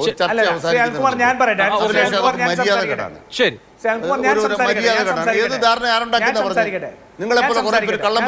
ശരി, ഓക്കെ, ഓക്കെ, ഓക്കെ. ദേശീയ വിഷയമാണല്ലോ ചർച്ച. ചർച്ചയെ സംബന്ധിച്ചാണ് അനിൽകുമാർ ഞാൻ പറഞ്ഞത്. ആക്കുളത്തെ ഫ്ലാറ്റിൽ നടന്ന ചർച്ചയെ കുറിച്ചാണ് ഞാൻ പറഞ്ഞത്. ആക്കുളത്തെ ഫ്ലാറ്റിൽ ജാവ്ദേക്കറുമായി ചർച്ച നടത്തിയ EP ജയരാജനെ ഒന്ന് എഴുന്നേൽപ്പിച്ച് ബെഞ്ചിൽ നിർത്താൻ പോലും നട്ടമില്ലാത്ത CPM മിണ്ടണ്ട. ആ EP ജയരാജൻ അവിടെ ഉണ്ടാക്കിയ ജാവ്ദേക്കറുമായി ഉണ്ടാക്കിയ ധാരണയെക്കുറിച്ച് ഒന്ന് ചോദ്യം ചെയ്ത് മുട്ടയിൽ നിർത്താൻ പോലും ആർജവമില്ലാത്ത പിണറായി വിജയന്റെ പാർട്ടി അധികം BJP വിരുദ്ധത സംസാരിക്കണ്ട. പിന്നെ അഭിലാഷേ, K. സുധാകരൻ സംഘടനാ അത് കോൺഗ്രസ് ഉത്തരം ഉണ്ടായിരുന്ന സംഭവത്തെ കുറിച്ച് രമേശ് പറഞ്ഞായിരുന്നു. പോയില്ലേ? ആ സംഘടനാ രമേശ് കോൺഗ്രസ് ചെന്നിത്തല ഉണ്ടായിരുന്ന ചർച്ചയ്ക്ക് സമയത്ത് കൂടെ ഉണ്ടായിരുന്ന അല്ലല്ല, പാർട്ടി നിങ്ങൾ ഒളിച്ചു പോകണ്ട. പിണറായി നിങ്ങൾ ഒളിച്ചു വിജയനായിരുന്നു. പോകണ്ട. അന്ന് കെ സുധാകരൻ കോൺഗ്രസ് ചർച്ചയ്ക്ക് അല്ലായിരുന്നു, പോയില്ലേ? പിണറായി വിജയൻ CPM സുധാകരൻ ചർച്ചയ്ക്ക് അപ്പൊ അതുകൊണ്ട് പോയില്ലേ? ആ RSSന്റെ ചർച്ചയ്ക്ക് ശാഖയുടെ പോയില്ലേ? പ്രശ്നം അതൊന്ന് പറഞ്ഞാൽ പറയൂ. അതിനെ കൂടെ നിന്ന പിണറായിയുടെ അണി അനിൽകുമാറാണെന്ന് മാത്രം ഓർത്താൽ മതി. ശരി. നിങ്ങളുടെ കങ്കാണികൾ, ഇന്ത്യ മുന്നണിയിലെ കങ്കാണി എന്ന് അല്ലല്ല, പറയുന്നത് നിങ്ങൾ കേരളത്തിലെ സുധാകരൻ ചർച്ചയ്ക്ക് പിണറായി പോയില്ലേ? സ്റ്റികളാ. സുധാകരൻ ഇന്ത്യ ചർച്ചയ്ക്ക് മുന്നണിയിലെ പോയില്ലേ? കങ്കാണി എന്ന് പറയുന്നത് കേരളത്തിലെ പിണറായി സുധാകരൻ സ്റ്റികളാ. ചർച്ചയ്ക്ക് പോയില്ലേ? ഈ സുധാകരനെ സീതാറാം നിങ്ങൾ ഇവിടെ യെച്ചൂരി പറഞ്ഞിട്ടുണ്ട്. എൻഡിയുടെ ഘടകകക്ഷിയായി സുധാകരനെ നിങ്ങൾ ഈ ചർച്ചയ്ക്ക് കൊണ്ടുപോകുന്ന പറഞ്ഞിട്ടുണ്ട്. പാർട്ടി പിണറായിയാണ്. ചുമ്മാ ഇരി സുധാകരനെ അനിൽകുമാറെ. നിങ്ങൾ ഈ വെറുതെ ചർച്ചയ്ക്ക് ആരായാലും പറഞ്ഞിട്ടുണ്ട്. തടിച്ചൊന്നും ഇങ്ങോട്ട് വരണ്ട. മനസ്സിലായില്ലേ? സുധാകരന്റെ കടലാസുമായിട്ടല്ലേ നിങ്ങൾ ഈ ചർച്ചയ്ക്ക് വന്നത്? BJP എതിർക്കാൻ നിങ്ങളെ കൊണ്ടൊന്നും ആ, കഴിയില്ല സുധാകരൻ എന്ന് ചർച്ചയ്ക്ക് പോയിരുന്നില്ലേ? കേരളം മാത്രമല്ലല്ലോ, അപ്പുറത്ത് എന്നിട്ട് കോയമ്പത്തൂർ ചർച്ചയ്ക്ക് പോലും പറഞ്ഞില്ലേ? ആ DMK പറഞ്ഞില്ലേ, അവിടെ നിന്ന് ഇറങ്ങി പോകാൻ പറഞ്ഞില്ലേ? പോയി ഡിണ്ടിഗൽ പോയി മത്സരിക്കാൻ പറഞ്ഞു. എന്താ കാരണം? BJP എതിർക്കാൻ നിങ്ങളെ കൊണ്ട് പറ്റില്ല. അത് കോൺഗ്രസ് മാത്രമല്ല, DMKക്കും അറിയാം. അതുകൊണ്ട് പറഞ്ഞു കോയമ്പത്തൂർ നിങ്ങൾ മത്സരിക്കണ്ട, നിങ്ങൾ പോയി ഡിണ്ടിഗലിൽ പോയി മത്സരിച്ചോ. കാരണം BJPക്ക് ഒരു സീറ്റ് കൊടുക്കാൻ തമിഴ്നാട് തയ്യാറല്ല. അതുകൊണ്ട് നിങ്ങളെ ഞങ്ങൾക്ക് വിശ്വാസമില്ല. ഇവിടെ നിന്ന് പോയി ഡിണ്ടിഗൽ പോയി മത്സരിക്കാൻ അവിടെ നാട്ടി ഓടിച്ച കൂടിയാണ്. അതുകൊണ്ട് അനിൽകുമാറെ, CPM-ന്റെ BJP ഞങ്ങൾക്ക് വിശ്വാസമുണ്ട്. യെച്ചൂരിയിൽ ഞങ്ങൾക്ക് ചെറിയ ഭാഷയിൽ പറഞ്ഞു. എനിക്ക് ഇടവേള എടുക്കേണ്ട സമയം അതിക്രമിച്ചു. ഒരു കാര്യം ഞാൻ പറയാം. സംസാരിക്കുന്ന സമയം നിങ്ങൾ RSSന്റെ ശാഖയ്ക്ക് നിന്ന് കാവൽ നിന്ന സുധാകരനെ, ഞാൻ അനിൽകുമാർ സംസാരിച്ചപ്പോൾ RSSന്റെ ശാഖയ്ക്ക് കാവൽ നിന്ന സുധാകരൻ എത്ര വട്ടം ചർച്ചയ്ക്ക് പോയി? ശരി, ഓക്കെ. സുധാകരൻ എത്ര വട്ടം ചർച്ചയ്ക്ക് പോയി? കേൾക്കാനും തമിഴ്നാട്ടിലെ ചർച്ചയ്ക്ക് കാണിക്കണം. ശരി, ഓക്കെ. രാജു പി നായരുടെ പോയിന്റ് കൺക്ലൂഡ് ചെയ്യൂ. ശരി, ശരി, മുന്നണി ചർച്ചയ്ക്ക് ശരി, ശരി, ഓക്കെ, ഓക്കെ, ഓക്കെ, ഓക്കെ. ചെയ്യേണ്ടി വരുമല്ലോ. ശ്രീ രാജു പി നായരുടെ പോയിന്റ് കൺക്ലൂഡ് ചെയ്യൂ. എന്നിട്ട് എനിക്ക് ഇടവേളയിലേക്ക് പോകാൻ. സംസാരിക്കാതിരിക്കാനുള്ള മാന്യത അനിൽകുമാർ കാണിക്കുക. ശരി, ഓക്കെ. അനിൽകുമാർ അദ്ദേഹം കംപ്ലീറ്റ് ചെയ്യട്ടെ. ഞാൻ സമയം പോലെ അവസാന നിമിഷം തരാം, അവസാന സമയത്ത് തരാം. ഇത് അദ്ദേഹം കംപ്ലീറ്റ് ചെയ്യട്ടെ. വർത്താനം പറയാം. അദ്ദേഹം കംപ്ലീറ്റ് ചെയ്യട്ടെ. സമയം പോകുന്നു. നോക്കൂ, ആരോടാണ് പറയുന്നത്? അനിൽകുമാർ അദ്ദേഹം കംപ്ലീറ്റ് ചെയ്യട്ടെ. ഞാൻ BJPക്കെതിരെ പോരാടുന്നു, പിണറായി വിജയൻ എനിക്കെതിരെ പോരാടുന്നു എന്ന് പറഞ്ഞ പോലെ ഈ ചർച്ചയിൽ ഞാൻ BJPക്കെതിരെ സംസാരിക്കുന്നു, CPM കോൺഗ്രസിനെതിരെ സംസാരിക്കുന്നു. ഇതാണ് ഇവരുടെ ശൈലി. ഇവരുടെ BJP വിരുദ്ധത ഇതാണ്. മനസ്സിലായി? കോൺഗ്രസിനെ പരാജയപ്പെടുത്താൻ BJPക്ക് സീറ്റ് നൽകാൻ തയ്യാറായി നിൽക്കുന്ന പിണറായിസ്റ്റുകൾ, അതാണ് കേരളത്തിലെ CPM. അതിനകത്ത് യാതൊരു മാറ്റവുമില്ല. ആ CPM-നൊന്നും കൂട്ടിക്കൊണ്ടല്ല, കേരളത്തിലെ ഇതിനെ കൂട്ടിക്കൊണ്ടല്ല. പിന്നെ മറ്റു പല സ്ഥലങ്ങളിൽ അഭിലാഷ് ഈ പറഞ്ഞ പോലെ വൈരുദ്ധ്യങ്ങളുള്ള പാർട്ടികൾ ഒരുമിച്ച് വന്നതാണ് ഒരു കോമൺ കോസിന്. അവിടെ ചില അഭിപ്രായ വ്യത്യാസങ്ങൾ ഉണ്ടാവും, ഒരു സംശയവും വേണ്ട. ഞങ്ങളിത് മുഴുവൻ ഒറ്റ ശരീരമാണെന്നും പറഞ്ഞൊന്നല്ലല്ലോ ഇറങ്ങിയത്. പക്ഷെ നരേന്ദ്രമോദിയെയും RSSനെയും ഈ രാജ്യത്തിന്റെ ഭരണത്തിൽ നിന്ന് താഴെ ഇറക്കുക എന്നുള്ള കോമൺ ലക്ഷ്യത്തോടെ ഇറങ്ങിയാണ്. അവിടെ ചെറിയ വൈരുദ്ധ്യങ്ങൾ ഉണ്ടാവുന്നേ, ആ വൈരുദ്ധ്യങ്ങളൊക്കെ പരിഹരിക്കാനും അത് മുന്നോട്ട് കൊണ്ടുപോകാനും കോൺഗ്രസിനറിയാം, ഇന്ത്യ മുന്നണിക്കറിയാം. ഇന്ത്യ മുന്നണി അത് ശക്തമായ നിലയിൽ തന്നെ കൊണ്ടുപോകുന്നുണ്ട്. ഡൽഹിയെ സംബന്ധിച്ചിടത്തോളം ഒരു സംശയവും വേണ്ട, ആം ആദ്മി പാർട്ടിയും കോൺഗ്രസും കൂടി ഉൾപ്പെടുന്ന ഇന്ത്യ മുന്നണി ഡൽഹിയിൽ മുഴുവൻ സീറ്റുകളും വിജയിക്കുന്ന സാഹചര്യത്തിലേക്കാണ് പോയിക്കൊണ്ടിരിക്കുന്നത്. ചർച്ച അവസാന മിനിറ്റുകളിലാണ്. ശ്രീ പത്മനാഭൻ, ഈ തെരഞ്ഞെടുപ്പ് റാലികളിലെല്ലാം കോൺഗ്രസിനെയും രാഹുൽ ഗാന്ധിയെയുമാണ് ടാർഗറ്റ് ചെയ്യുന്നത്. രാഹുൽ ഗാന്ധിക്ക് വേണ്ടി പാകിസ്ഥാനിൽ പ്രാർത്ഥന ഉണ്ടാവുന്നു എന്നൊക്കെ. അപ്പോൾ ഈ തെരഞ്ഞെടുപ്പ് രാഹുൽ ഗാന്ധിയും നരേന്ദ്രമോദിയും തമ്മിലാണെന്ന് നിങ്ങൾ സമ്മതിച്ചോ? അല്ല, ഇന്ത്യയിൽ BJPയുടെ പ്രധാന എതിരാളി ആരാണ്? അത് കോൺഗ്രസ്സാണ്. 200-ലധികം സീറ്റുകളിൽ ഞങ്ങളും കോൺഗ്രസും തമ്മിൽ നേരിട്ട് മത്സരം നടക്കുകയാണ്. ഇന്ത്യയിൽ CPM-ഉം ഞങ്ങളും തമ്മിൽ നേരിട്ട് മത്സരം നടക്കുന്ന മണ്ഡലങ്ങൾ വിരലുകൊണ്ട് എണ്ണാം. ചിലപ്പോൾ ഒരു കയ്യിലെ വിരൽ തന്നെ തികച്ചു വേണ്ട. പിന്നെ സമാജ്വാദി പാർട്ടിയായിട്ട് ഞങ്ങൾക്ക് മത്സരമുണ്ട്, തൃണമൂൽ കോൺഗ്രസ്സായിട്ട് മത്സരമുണ്ട്, RJDയുമായിട്ട് മത്സരമുണ്ട്. അപ്പോൾ പ്രധാന എതിരാളി കോൺഗ്രസ്സാണ്. അപ്പോൾ കോൺഗ്രസിനെ ഞങ്ങൾ അറ്റാക്ക് ചെയ്യും. ഉത്തർപ്രദേശിൽ സമാജ്വാദി പാർട്ടിയെ അറ്റാക്ക് ചെയ്യും, ബീഹാറിൽ RJD അറ്റാക്ക് ചെയ്യും, മമതാ ബാനർജിയെ രൂക്ഷമായി വിമർശിക്കും ബംഗാളിൽ. അതാണ് രാഷ്ട്രീയ തന്ത്രം. വെറുതെ വഴിയെ പോകുന്ന CPM-നൊക്കെ എന്ത് പറയാനാ? അവർ കേരളത്തിൽ തന്നെ ഈ തെരഞ്ഞെടുപ്പിൽ പെൻഷൻ കൊടുക്കാത്തതിൻ്റെ പേരിലും കരുവണ്ണൂരിൻ്റെ പേരിലും വെള്ളം കുടിക്കുകയാണ്. അപ്പോൾ അവരെ ഞങ്ങൾ ഗുജറാത്തിൽ പോയി പറഞ്ഞാൽ ഗുജറാത്തിലെ ജനങ്ങൾക്ക് CPM അറിയോ? അങ്ങനെ സാധനം എന്താണെന്ന് അവർക്കറിയോ? പണ്ട് മാർക്കണ്ഡേയ കഡ്ജി ചോദിച്ച പോലെ വാട്ട് ഈസ് ദിസ് DYFI എന്ന് ചോദിച്ചിരുന്നു. അതുപോലെയാണ് ഗുജറാത്തുകാർ ചോദിക്കുക വാട്ട് ഈസ് ദിസ് CPM എന്ന്. അപ്പം ഞങ്ങൾക്ക് അതിന് ഞങ്ങൾ വിവരക്കേടല്ലേ ഞങ്ങളത് ചെയ്താൽ. ഇപ്പം ഞങ്ങളെ പ്രധാന എതിരാളി കോൺഗ്രസ് ആണ്. അവരുടെ പ്രധാന നേതാവ് രാഹുൽ ഗാന്ധിയാണ്. ഇപ്പോൾ ബഹുഭൂരിപക്ഷം പ്രസംഗങ്ങളിലും നരേന്ദ്രമോദി അങ്ങോരെയാണ് ടാർഗറ്റ് ചെയ്യുക, മറ്റു സ്ഥലങ്ങളിൽ മറ്റുള്ളവരെ ടാർഗറ്റ് ചെയ്യുക. അതാണ് ഞാൻ പറഞ്ഞില്ലേ, അദ്ദേഹത്തിൻ്റെ പ്രസംഗങ്ങളെ പറ്റി പഠിക്കാൻ, അത് മനസ്സിലാക്കാനൊക്കെ ജൂൺ 4 വരെ കാത്തിരിക്കേണ്ടി വരും. അതാണ് കുഴപ്പം. അദ്ദേഹത്തിന്റെ രാഷ്ട്രീയത്തിൽ ഒരു അതെ, കേരളത്തിൽ എന്തായാലും 2 അക്കം കിട്ടുമെന്നാണ് മോദി പറഞ്ഞത്. ഇപ്പോൾ BJPയുടെ പ്രതിനിധി പറയുന്നത് മത്സരം ഇല്ലെന്നാണ് പറയുന്നത്. CPM-ആയിട്ട് മത്സരം ഇല്ല, പിന്നെ കേരളത്തിൽ 2 അക്കം പിന്നെ എവിടുന്ന് കിട്ടുമെന്നാണ് പറഞ്ഞത്. മോദിയുടെ പ്രസംഗത്തിൽ മനസ്സിലായി. ഇത്രേ ഉള്ളൂ മോദി പറയുന്നത്. പിന്നെ കോൺഗ്രസിന്റെ പ്രതിനിധി പറഞ്ഞ എന്താണ്? കോൺഗ്രസിന്റെ പ്രതിനിധി പറഞ്ഞ എന്താണ്? CPM എന്തോ, ഞാൻ ചോദിക്കുന്ന ഇൻഡോറിൽ നോമിനേഷൻ കൊടുത്തോ? നിങ്ങൾ സൂറത്ത് നോമിനേഷൻ കൊടുത്തോ? നരേന്ദ്രമോദിയുടെ കാൽക്കൽ കൊണ്ട് 2 സീറ്റ് കൊടുത്തിട്ട് കാലെ തൊട്ട് തൊഴുത ആ രാഹുൽ ഗാന്ധിയുടെ പാർട്ടിയാണ് നിങ്ങൾ.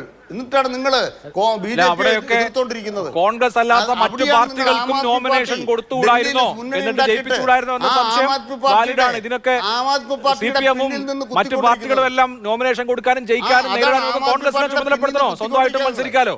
ശരി, ഓക്കെ, എനിക്കിനി സമയമില്ല. ചർച്ചയുടെ സമയം പൂർണ്ണമായിട്ട് അവസാനിച്ചു. സൂപ്പർ പ്രൈം ടൈം അവസാനിക്കുന്നു. 4 പാനലിസ്റ്റുകൾക്കും വളരെ നന്ദി. നമസ്കാരം.